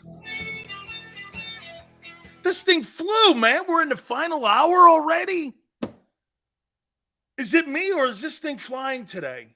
This show flies every day. Every day, man. You guys make it happen, and some of the great folks that we get on. By the way, Rick Barry has just agreed to come on. He's now our NBA aficionado, and we should have the NBA Finals all set up. So we'll talk to our Hall of Famer on Thursday and get his take on Nuggets and I believe Heat. I think the Heat close it up tonight. So you got Joker versus Jimmy. Dude, I kind of like that. So I was watching real quick before we move on here. I was watching like Undisputed and some of the Fox shows about last night and the Lakers getting swept. It was 2 hours of Laker talk. What should the Lakers do next? What do you think the Lakers will do? And I'm like, the Nuggets swept them. The best player on the planet is not in Philadelphia. It's exactly what Rick Barry said. The guy's in Denver. I've never seen a big man, including Embiid, pass like that. Some of those shots that he was making over Anthony Davis, I'm like, look, he doesn't move around like Olajuwon. And Hakeem, probably, in my opinion. See, to me, everyone goes, Sills, who would you take, Shaq or Hakeem? 2 minutes left in the game, I'm going to take Olajuwon. Someone would go, over Shaq? I go, yeah, he shoots free throws. He's got a jump shot. He plays defense, and he runs the floor. I mean, Hakeem Olajuwon did everything. 80% free throw shooter. Defensive player of the year. Had a 30-footer. Ran the floor. Two-time NBA defensive player of the year. I don't know. I mean, you'd be hard. I'll tell you this. He's better than Ewing. Olajuwon was better than Ewing. Hakeem's one of the top 5 centers in the history of the sport, man. Because he ran the floor. Remember something. He didn't pick up. Do you know Olajuwon didn't pick up basketball until his sophomore year at Houston? He was a soccer player. And then his last 2 years at Houston, he led that Phi Sigma Gamma basketball team with Drexler and those guys to the NBA or to the NCAA finals. Yeah, he didn't. That's not what he was, man. So wait a minute. I want to go back and walk back one more here. Embiid is better than Ewing. He ain't tougher. But kind of the same. Yeah, probably better. Embiid's not better than Malone. Malone's a better basketball player. Moses Malone was a better basketball player than Joel Embiid, and I would want him. See, the difference between Moses Malone and Joel Embiid, Malone's a 1 center on the 5, okay? There's very few centers and guys who played the 5 box who are 1s. He was one of them. Moses Malone was the go-to guy on that team. Don't kid yourself with Doc. It was Malone. Had a jump shot. Great at the charity stripe, was dominant off the boards. Moses Malone was a great basketball player. Even Wilt, man, he struggled at the charity stripe. Wilt's not someone you want with 2 minutes left. Okay, you take Jabbar. Yeah, man, just post Malone. Yeah. So imagine Goddard, Smith, Brown, Swift, and Hopkins. That's where I'm going here. So if DeAndre Hopkins gets cut, how much would you? But first off, I don't believe DeAndre Hopkins. You see Jonathan Gannon's comments today on DeAndre Hopkins? I'm not worried about Hopkins. You're not? You're right. You should be worried about the Cardinals. $19.4 million this year is his base salary.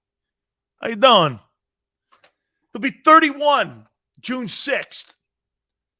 They'll cut him before that. He's a $30 million cap hit this year. A 26, I'm sorry, I'm getting choked up. A $26 million cap hit next year. 14.9 next year for a 32-year-old wide receiver. Not a chance in hell this guy's on this. There is no way DeAndre Hopkins is a Cardinal by September. No way. And Chuck, he's too expensive for Arizona. So if you're Howie, here, go with me here. And by the way, I did what you guys suggested. I did hear Hopkins say he'd like to play for Jalen Hurts or with Jalen Hurts. I did hear that. I was like, wow. Content. I love it. So Hopkins wants to play with Jalen. Howie, make it happen. How can you make this happen? Well, what would it take to get DeAndre Hopkins? Here's what has to happen. He has to get cut. Obviously, you're not trading for him because you don't want to give up draft choices and you're not trading for that money. Then again, no, I don't think you have to worry about that because now, are there teams out there that will be desperate? This is how you check out the landscape. Who is a desperate team right now for a wide receiver who still got a lot in the tank, but is a little bit rich and has the money? Houston. Well, they're not going back over that again. The Saints, cap hell.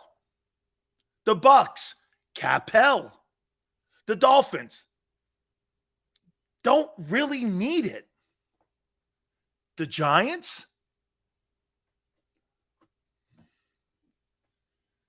the Packers. Packers get that contract off of the books with Aaron Rodgers. You're not paying your quarterback. You got that really weird deal now. Hopkins to Green Bay. Hopkins, he's going to be cut. So he's not going to play with Jordan Love. Why? Now, would you go to Minnesota and play on the other side of Justin Jefferson? Would you go to Buffalo? First is, he's got to get cut, and I think he is. I think come June 1, Arizona's going to – here. Is Arizona one player away from winning the Super Bowl? Ask yourself that. No. Your quarterback's not back until the midway point of the season. What's the point of paying $20 million for a guy who I don't even know who's on the team? Colt McCoy? Why in the world would you pay a guy $20 million and have a $30 million cap hit to your deal why? You wouldn't. So what do? The Cardinals are going to have to take that cap hit if they cut him. But at least they'll look at it this way. Yeah, well, if we cut him, we don't have to pay him the $20 million. So it's a $10 million in the whole deal. That's how they're going to look at it. At $10 million versus $50 million if they were to keep him. I think the writing's on the wall. I think they got to cut him. And then you're pinned in the next year. You got a $26 million cap hit the following year. You make it up if you cut the guy because you save $36 million or $33 million in salary. Okay, all that being said, so he's cut. Do you know why he's throwing out names of quarterbacks? Because he's telling his agent, this is where I'm willing to play. What were the teams that he said? Kansas City? Jesus criminy. Dude, Kansas City is scary. Shit. If I were the Eagles, I might get him on my team just so he doesn't go to Kansas City. Kansas City, the Ravens, and the Eagles. Okay. See, now what he's doing, Chiefs, Bills, Eagles, Chargers, Ravens, all playoff teams, and all with big-time quarterbacks. Chiefs. Whew. He would probably take less money. How much money would it take to get him to Kansas City? What would be my opening bid for those 4-5 teams? First, let's see if they would take him. Chiefs, in a minute. Bills, on the other side of Diggs, be unbelievably scary. That's if they can get the ball in his hands. Hey, cold as hell up there, though, ain't it? The Eagles, interesting. You know I'm going to the NFC title game. If I'm Hopkins, and I go there and I win a Super Bowl, and that puts a Super Bowl on my resume, he's looking for one more contract. Do you understand that? He wants one more contract, like Odell Beckham just got. Be a 1 or 2 year deal. Chargers. Spanos is too cheap. The Ravens, Odell Beckham and DeAndre Hopkins. and the kid they drafted could be absolutely – it would put the Ravens in the conversation. It would put the Ravens in the conversation of being one of the favorites in the AFC. Okay, now here, are you going to sacrifice – because some of these places you're going to sacrifice numbers. So if the Eagles – let's do the Eagles here. Hopkins and Howie talk after he gets cut. I'll take – let's start it at – what did Beckham get, $14 million? Off a knee injury. DeAndre Hopkins is better than Odell Beckham today. He's better. Then again, he's always been better. Odell Beckham has been more theatrical. Hopkins is the better player and has been. Okay? He has. He got $14 million. So do you start there? $14 million. Would the Eagles pay that? Hopkins would command 20. 31 years old. Coming off an injury. Man, but Beckham got what? Hey, Tone, double check that. I think he got 14, or did he get 17? I think it's too rich for Philly. I think it's too rich. But you do, wait a minute now. You do have Devontae Smith on a rookie contract. He ain't making a ton of money.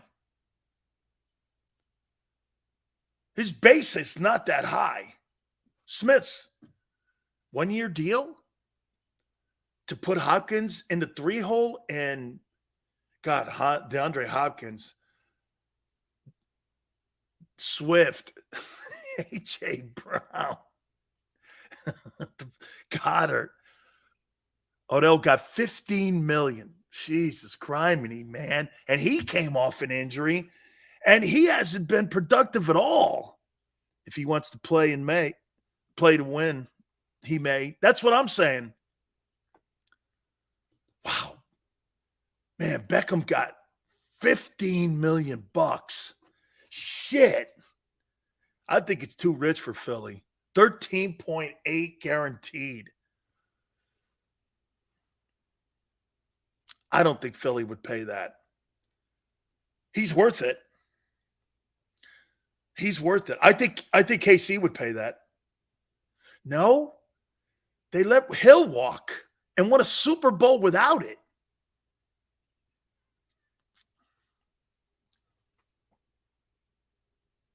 The Bills? Chargers? No. Ravens. Would you pay, and you just paid your quarterback $51 million, and you drafted a wideout and you paid wow. Where's he going to land? So if you're looking at all that, maybe you do talk to the Eagles. I would try a 1-year rental deal, D-Hop, but we know Hopkins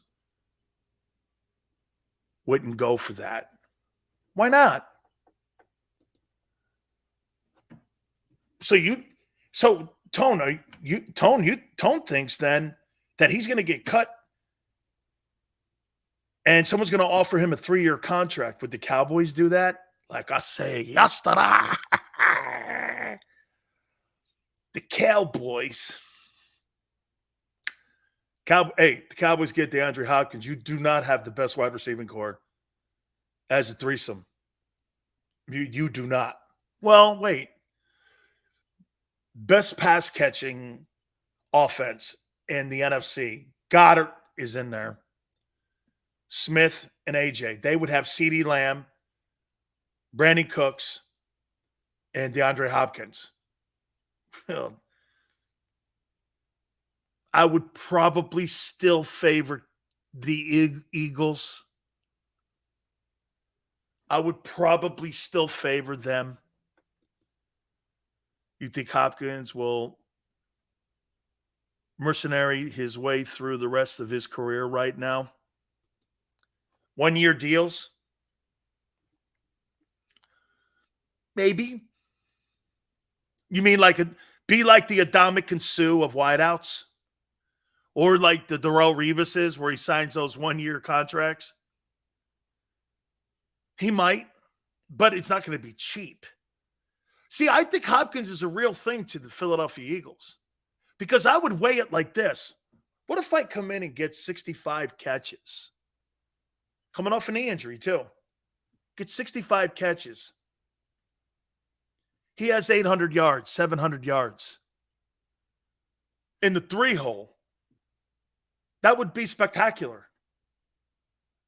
And then you go like this. Well, I came in here because I wanted to win. And you put that out there, too. I didn't come here for stats. I'm a team guy. But now I want to get paid.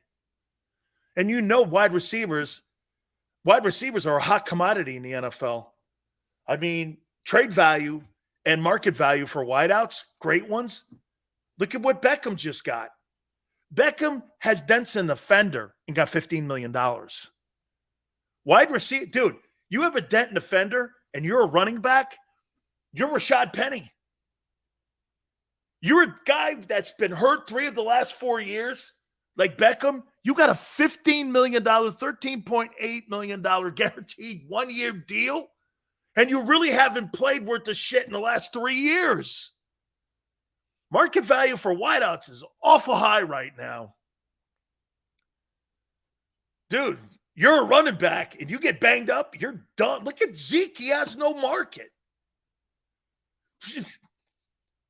Tone's going like this. Sills, Hopkins is going to get $20 million. But nobody's here going like this. Hey, Sills, you think Zeke's going to get $15 million, $18 million? No, I do not. You'd be lucky to get 4. And he's 28. Okay? Sills, would you do $10 million 1 year for Hopkins? In a minute. And so would the Eagles, I believe. A $10 million deal 1 year for DeAndre Hopkins. Where do I sign? Dude, that guy's going to get you 8 touchdowns. Okay, so let me ask you this. How would this look going in from the red zone? Smith on the perimeter, AJ on the Y. In the slot, you have DeAndre Hopkins, and at the tight end position, you have Goddard, and you got Swift in the run game and in the pass game for screens. Who are you defending? You don't have enough people on that side of the ball to defend those guys. It'd be an all-star. It'd be the greatest offense the Eagles have ever had. Shit, it's almost there now. Worry about your defense? I don't care about my defense. Hey, if you sign DeAndre Hopkins, I don't give a shit how many points you're giving up on that side of the ball.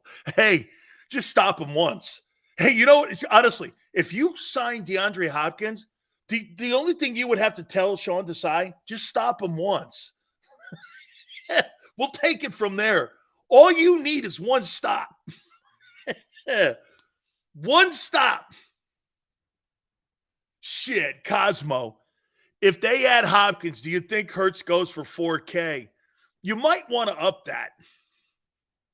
You might want to get near 5. Shit, he could be over 4,500 passing yards.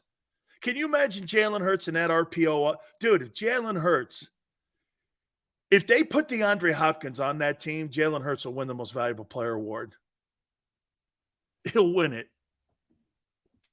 Because if he goes for 4,500 yards in an RPO offense, God knows what that touchdown total is going to be. I mean, he's going to have at least 800 yards rushing. It'd be one of the greatest seasons in the history of the league. You put Hopkins on that team, he wins the MVP. He wins the MVP. It's pretty pricey, though. $10 million. You'd have to somehow convince him, hey, I'm going to get you catches. You know what? Hey, wait a minute. You know what I would do? I'd call AJ into my office and Hurts and Devontae and Goddard, and I would go like this. We want you to make a sales pitch to DeAndre Hopkins when he gets cut to bring him here. AJ, you're making $25 million, whether you catch 50 passes or 150 passes. We know if he comes here, you guys' numbers are going down. Maybe. Hey, Devontae, you're our future. Dallas, so wait a minute. Look at what that would do to Dallas Goedert, too. Dude, so you got all these guys running around out in the field and spreading you out like that, and you got a big dude, and you've got that Clydesdale running down the seam. He'll be wide open. He would have a Gronk year. How are you going to defend that guy when you've got to worry about stars everywhere? Have you given up on the Cowboys? No. I think the Cowboys are in a real play for that. No. He's got to go somewhere, and I do think he's going to get cut. Now, you know what Jerry sells him? Hey, would you rather make $10 million here in Dallas or $10 million in Philly? I'd rather make $10 million in Dallas. Now, follow me here. Endorsements, wearing the star. Hey, wearing the Yankee stripe or wearing the Boston Red Sox stripe. Why do you think Roger Clemens went into the Hall of Fame in New York Yankee? You know why? When he goes to signing baseballs and shit, more value being a Yankee than Red Sox. That's a fact. At autograph signings, Red Sox have a great brand, but the Yankees are a better brand. Hey, you're talking to now, if you want to win and you're concerned with winning and you're concerned with your legacy, you go to Philly. But because these wide receivers are divas, you're hoping that you get some type of balance in there. Right? You're hoping for some type of balance. It might go to Buffalo. My problem, Tyler, with Buffalo is this, and I agree with you guys on Josh Allen. He's got to be smarter this year. He's got to be smarter. He's got to think the game out better in the fourth quarter and third quarter. Second half of those games, I thought he unraveled a bit. I think he needs to bring that back in and be smarter this year. I hope he did a lot more homework this year and getting better at that. I think he needs more patience a little bit. Ken Dorsey too. Maybe another year, them watching film in the offseason or some of the things we didn't get accomplished, some of the reckless play has to be cleaned up. Now, here's the difference with Josh Allen. You're not asking him to develop in anything. You're asking him to clean shit up. So you're actually pulling him off the ledge. I'm all right with that. Okay? You're pulling him back a bit. Dude, can't do this. Can't drop the football. When the AFC is so tight, you can't be dropping the football at Costas football games. Do you know that was a Carson Wentz play? I hope I don't see more of those because that was a total Carson Wentz play against Minnesota. They had that game won. What does he do? He fumbles the snap with a minute left in the game. Cost him home field advantage, in my opinion. After the whole situation with the player in Cincinnati and all that game cost them. That Minnesota loss cost them home field advantage. They win that game because they had beaten KC already. They would have got home field advantage. Can't have that. Can't have that. You've got to be a little bit less reckless in your approach. Okay? Can't. The AFC is going to – see, I think it's a three-team race in the NFC. Eagles, Cowboys, Niners. And there'll be a surprise team somewhere.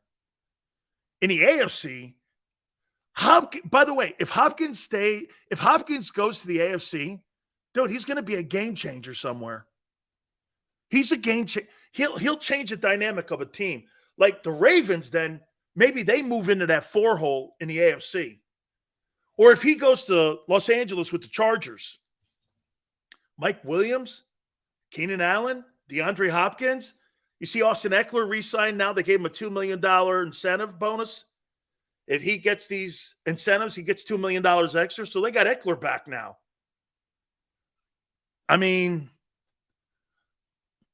I don't think he goes to Cincinnati. Sills, you know Howie and Slay are watching right now. You might have served him the pitch already. I know they watch. I'm told every day they watch. So Hopkins, there's not a team in the NFL, including the Cardinals, is going to pay this. Not a chance. Would you, again, Arizona's situation dictates this. Your organization is in turnover with a new coach. Your quarterback is not coming back until the 8th game of the year.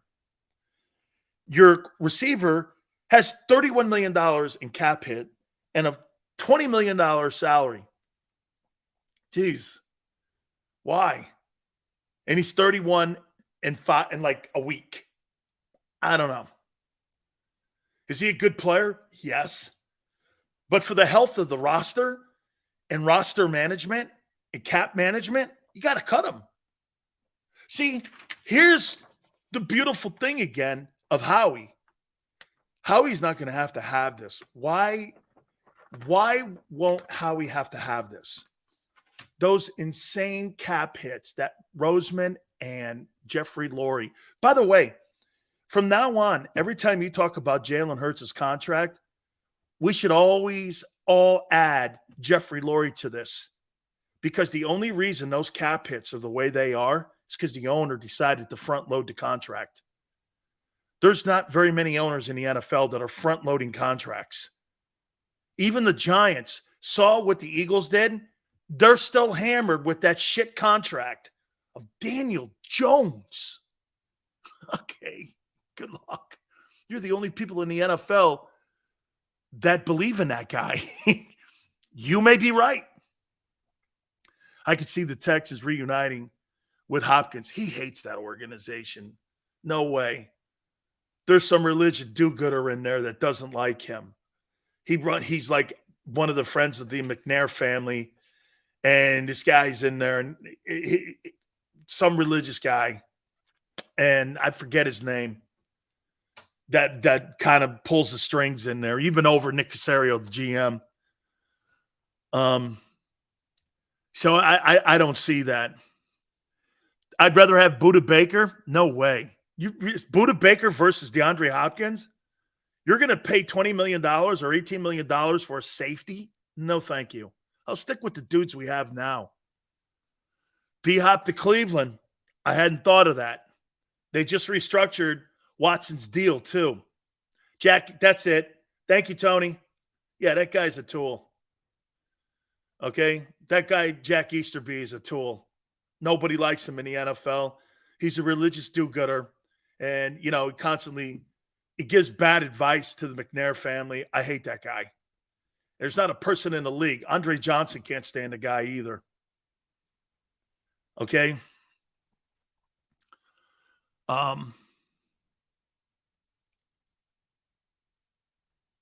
Difference between Lurie and Harris. Lurie is a fanatic like us. Scott, I would say this to you. He helped Howie Roseman in that Jalen Hurts contract so much that now every owner do you know that Howie Roseman and Jeffrey Lurie exposed every single owner in the league? He exposed it. See this? DeAndre Hopkins, if he was a Philadelphia Eagle, do you think there'd be a $30 million cap hit on the Eagle ledger for a wide receiver and a $20 million? I guarantee you the A.J. Brown deal will get restructured. He has another great year here. He's only 25. Lurie's going to come back and go, tell you what we'll do. We're going to give you guaranteed money like we did Lane. Here's the money. We want to drop your base salary down to 11. And he'll go, more guaranteed money up front? Yeah, great. So like next year, he'll get $35 million. The same thing Slay did. Slay got a one-year deal basically for what? $25 million? So they could reduce the cap? Took $3.5 million off his salary too? Dude, that owner, Philadelphia, he If you're a player, you're going, why isn't my guy doing that? Why isn't my guy coming to me going like this? Why don't you front load my contract? You know why? You know why they want to backload contracts most of the time in the NFL? So when they cut you, they don't have to pay you. See, Jeffrey Lurie is on the hook for this 170. He's on the hook for it. No matter what happens, basically Jalen's got a 3-year contract at 170. Because there's like an out somewhere in there. They'll redo that. If he's still killing it 3 years in, they'll add 3 more years. And it'll be another process to keep that cap down. Look at the Cardinals. The Cardinals have, between this guy and Kyler Murray, you see the cap hits that they have in Arizona for this guy and Kyler Murray? Can't afford that. Because you know why? You have assholes running the Arizona Cardinals. They don't care. That guy, hey, cash is king. Cash is king to your cap. Every owner in the NFL saw what the Eagles did, but yet refused to do what the Eagles did. Irsay pulls the trigger on D-Hub, smoking his bong. Smoking his bong? You think he's smoking weed? I don't know. Might be a little more rougher. I don't know, man. There may be a little rock in there somewhere. I don't think Irsay is a pot smoker. I think he's more. I think he's more of a guy going. Yeah, I'm just going to show you. I only saw this on TV. Where is that? Is that what?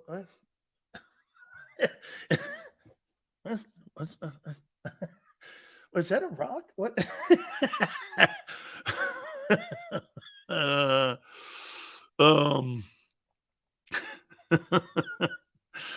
Irsay's still looking for his second love child. We'll see if it's Anthony Richardson. And Neil, I don't know what snorting a rail means. I have no idea. Stop talking like that. They have Richardson in Indy. Yeah, we'll see Anthony Richardson. We'll see what he does with old Jim Irsay. Maybe that's his new love child. How you doing, maniac? All right. We're going to play a little game here. You ready? Where's that list? Here we go. This show flew. Oh, my God. I got to hurry up and get this in. I got 6 things more to get in. Huh. Wish I was talking to my wife like that, but hey. Here we go. Hey, Don. Here are the quarterbacks.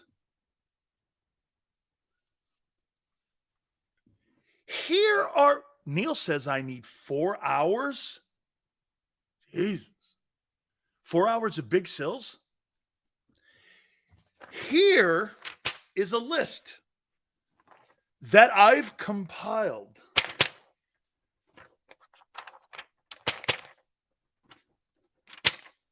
On what your defense has to face this year. And what I've done is I've put the coach and the quarterback together.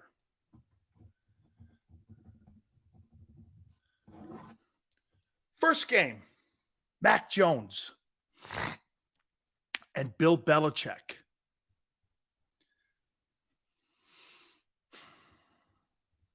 I think that's a tougher game than you think. On the road, Mac versus that defense, it's going to be interesting to see. I will take the Eagles' inexperienced defense over Belichick and Mac Jones. I will take that. I think you're favored in that one. Second game, Brian Flores is now the new DC in Minnesota. The greatness of Kirk Cousins. Hey, man, the Eagles own this guy. Seriously, if Dak owns the Eagles, Kirk Cousins, man, should sign every single thing that he has as a prized possession, and he should just sign it over to Philly. I mean, dude, he does not show up against that team. They make him look dumb. So, yes. The greatness of Baker Mayfield and the Buccaneers. You guys get that one too.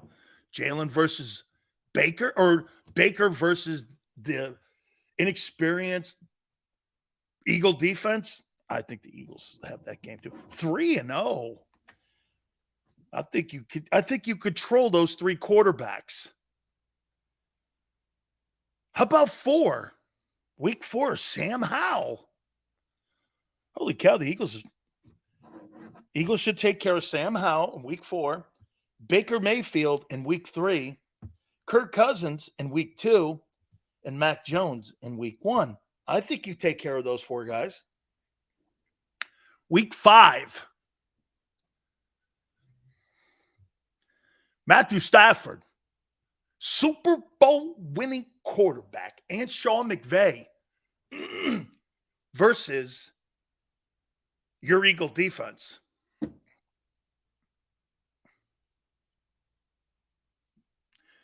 Sean McVay runs circles around any coach you have in the building except for Jeff Stoutland.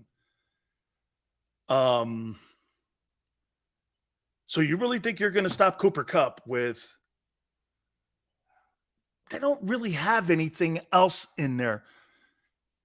Tone, do they have anything else on that offense outside of Cooper Kupp? I can't think of anything they have else. I think it's a tight game because I think McVay's a heck of a coordinator. Maybe the tight end. Yeah. I think you take care of this guy. I think they're one-dimensional. How about DeAndre Hopkins to the Rams? Whew. Boy, that changes that room. Hopkins to the Rams, if they cut him, he can go anywhere he wants. Hopkins to the Rams would change. See? They would change that. If you put Kupp and DeAndre Hopkins versus your defense and your brand new guys, I don't know. That game's closer than you think. So let's see. But right now, I think you take care of that guy. Here we go. Week 6, Aaron Rodgers versus your defense. Well, you stopped them last year. I think this Jet team is a better team than what the Packers were. Well, Aaron Rodgers versus a brand new defense. I think personally, the Eagles dropped this game. I think I would take Rodgers over your defense. You got Sam Howell. Do I think the Philadelphia Eagles will sweep Washington? You didn't a year ago. And they got better coaches than you. Wow,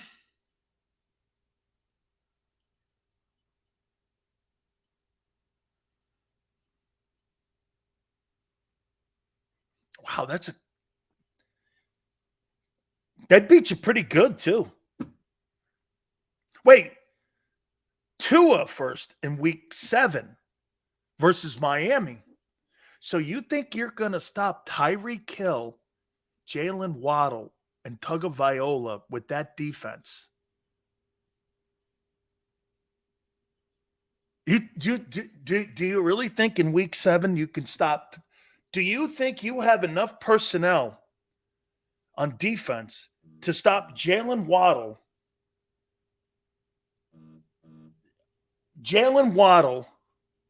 and Tyreek Hill?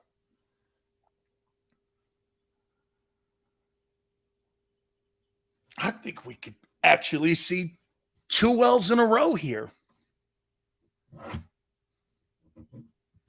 I don't think you have enough personnel to stop them guys. Week 8, how? I think you're going to sweep Washington this year. So, heading into the Dallas game, before the bye, 1, 2, 3, 4, 5, 6 and 2 when it comes to quarterback matchups. Now it's Dak. It's at home, and I think you and the Cowboys are going to split. You're not sweeping them. So I think you win this. That's going to be a really good football game. So, 1, 2, 3, 4, 5, 6, 7. I got you 7 and 2. Heading into the bye. I think that's pretty good. Now we go out of the bye. Patrick Mahomes. I know. At Kansas City. You want to hear something crazy?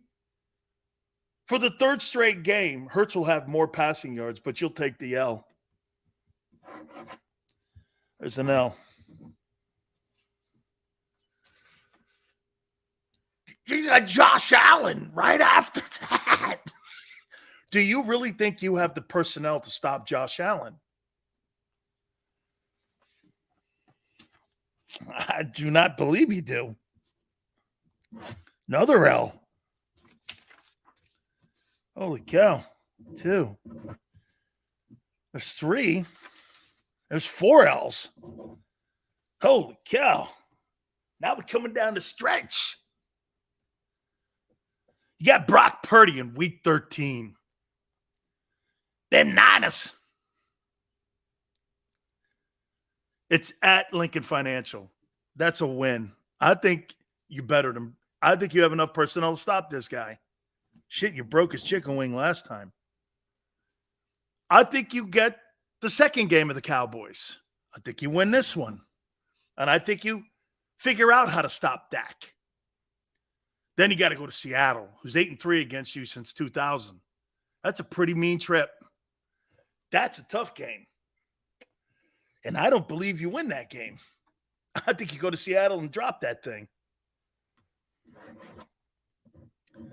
I think they do enough. I think you beat Daniel Jones. I think you beat Kyler Murray. Then I think you beat Daniel Jones again. I think you got enough. So what are we looking at here with all these really good quarterbacks?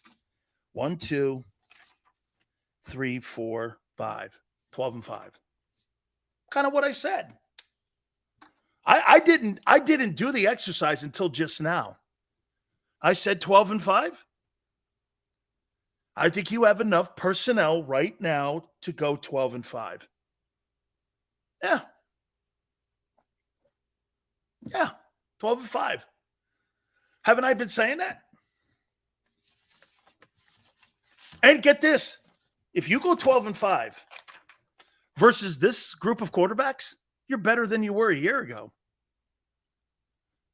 You guys agree? Yale, Tone, you go 12 and 5 versus this group of quarterbacks and this group of coaches, you're better this year than you were a year ago.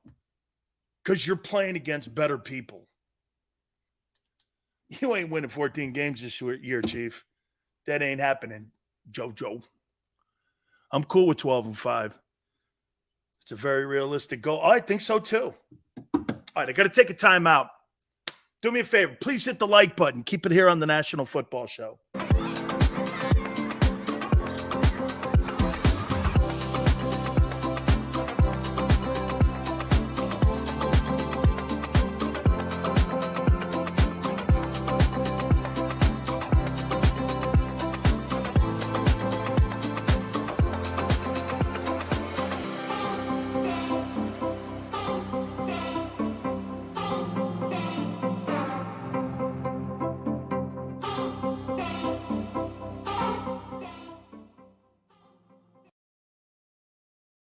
Heading down the shore. Have a ball once more.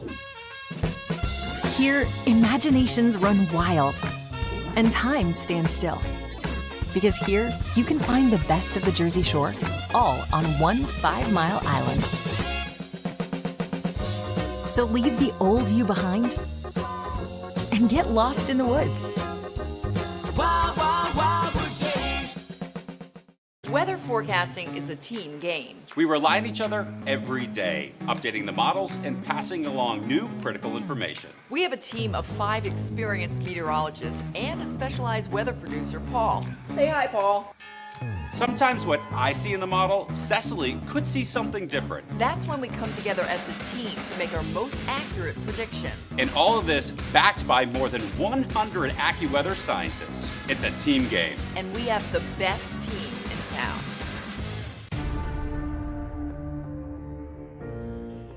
When it comes to the fight against insurance companies, large corporations, and the healthcare industry, injured victims are always the underdog. But that doesn't worry us. At Messa & Associates, we're an injury law firm from Philadelphia, and we come to fight. Our clients know that they've got representation with a chip on its shoulder, and it's the same chip that makes Philly the toughest city in the country. Call 215-568-3500 or visit us online at messalaw.com. Messa & Associates, the toughest injury firm in Philadelphia. Go to get your game on. Go for the beers. Go for the cheers. Go for the hit and the hits. Go for the stakes and the stakes. Go to get your parlay on. Go to get your party on. Go for the scene. Go for the screens. Go for the gallery. Go for the win. Go to Ocean. Visit theoceanac.com to plan your visit.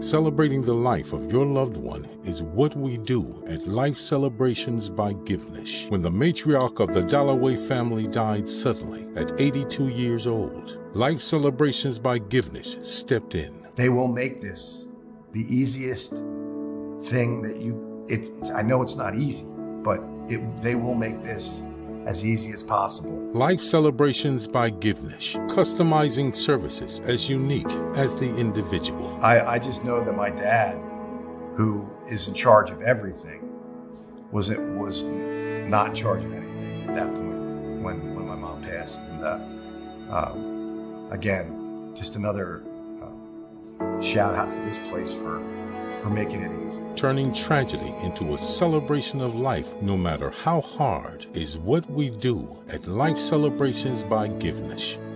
Life Celebrations by Givenish, customizing services as unique as the individual. EAGLES, Eagles.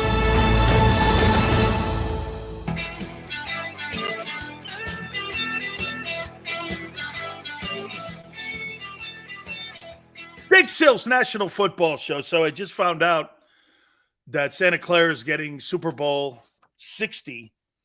And from what I understand, that are going to be served in Santa Clara arugula, little wiener dogs, caviar, cheese with a nice Merlot and Chianti, and maybe a Chardonnay for you to be able to enjoy your experience at Super Bowl 60. Arugula, with a little cheese on it, Yeah. Dude, if I'm at a ball game and there's arugula on the menu, I'm leaving. Hey, what do you want? Would you like to have a salad at a ball game? You don't eat salads, dude. The only thing green I want to see is lettuce on my sloppy, nasty burger with a gigantic beer. I don't want to see a sippy cup.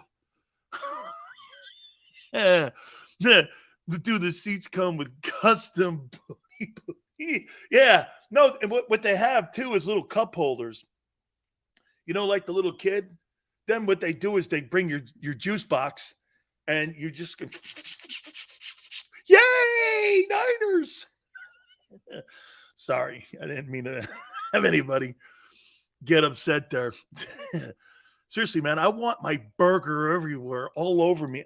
Dude, you got your food all over you. It's in front of you, too. I know. That's an enjoyable experience for me. My wife, when she makes hot dog and hamburgers and there's stuff under my chair, she goes, there's shit all over the floor. I know. Well, why? I go, well, I enjoyed myself. Yeah. Sills, what's the best stadium experience you ever had? Dude, this is going to sound so that I took a knee to you guys. I'll tell you what, to make it fair.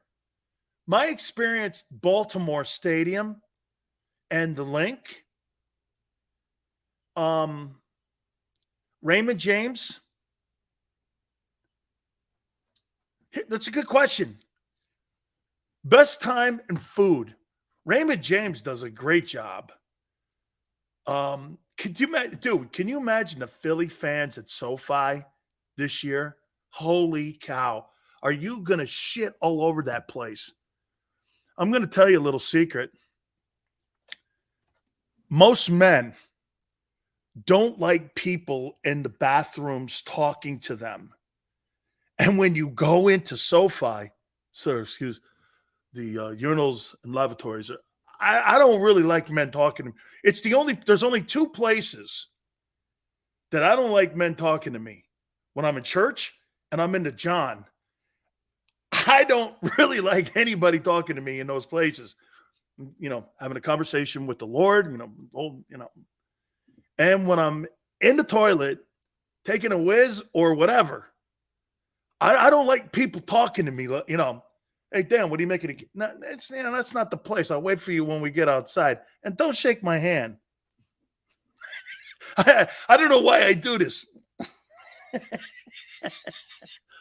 Yeah, man. Got a lot of eyeballs on me when you're in a men's room. Because you measure.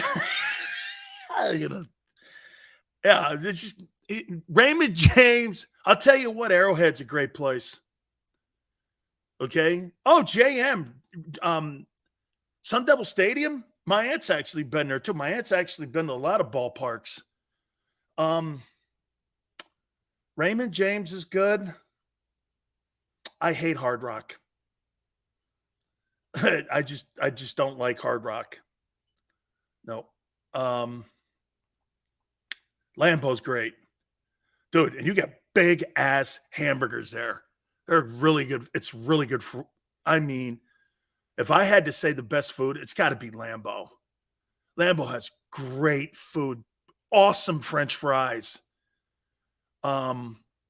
Seattle's a great place. SoFi, just remember what I told you, man. Kind of have your guardrails up when you go into the bathroom. Just make sure you have your guardrails up. That's all I'm saying, man. Hey, Tone, real quick on guardrails. Don't ever let a dude cut your hair. Always keep the guardrails up. See, I don't want some guy cutting. I don't let men cut my hair. No way. It's not happening. Because you actually sometimes get a little rub up. No guy cuts my hair. You'll never see a guy cutting Big Sills' hair unless I'm dead. The only guy that's going to cut my hair is the Undertaker. No, wait. Yeah. The only guy that will cut my hair would be the Undertaker.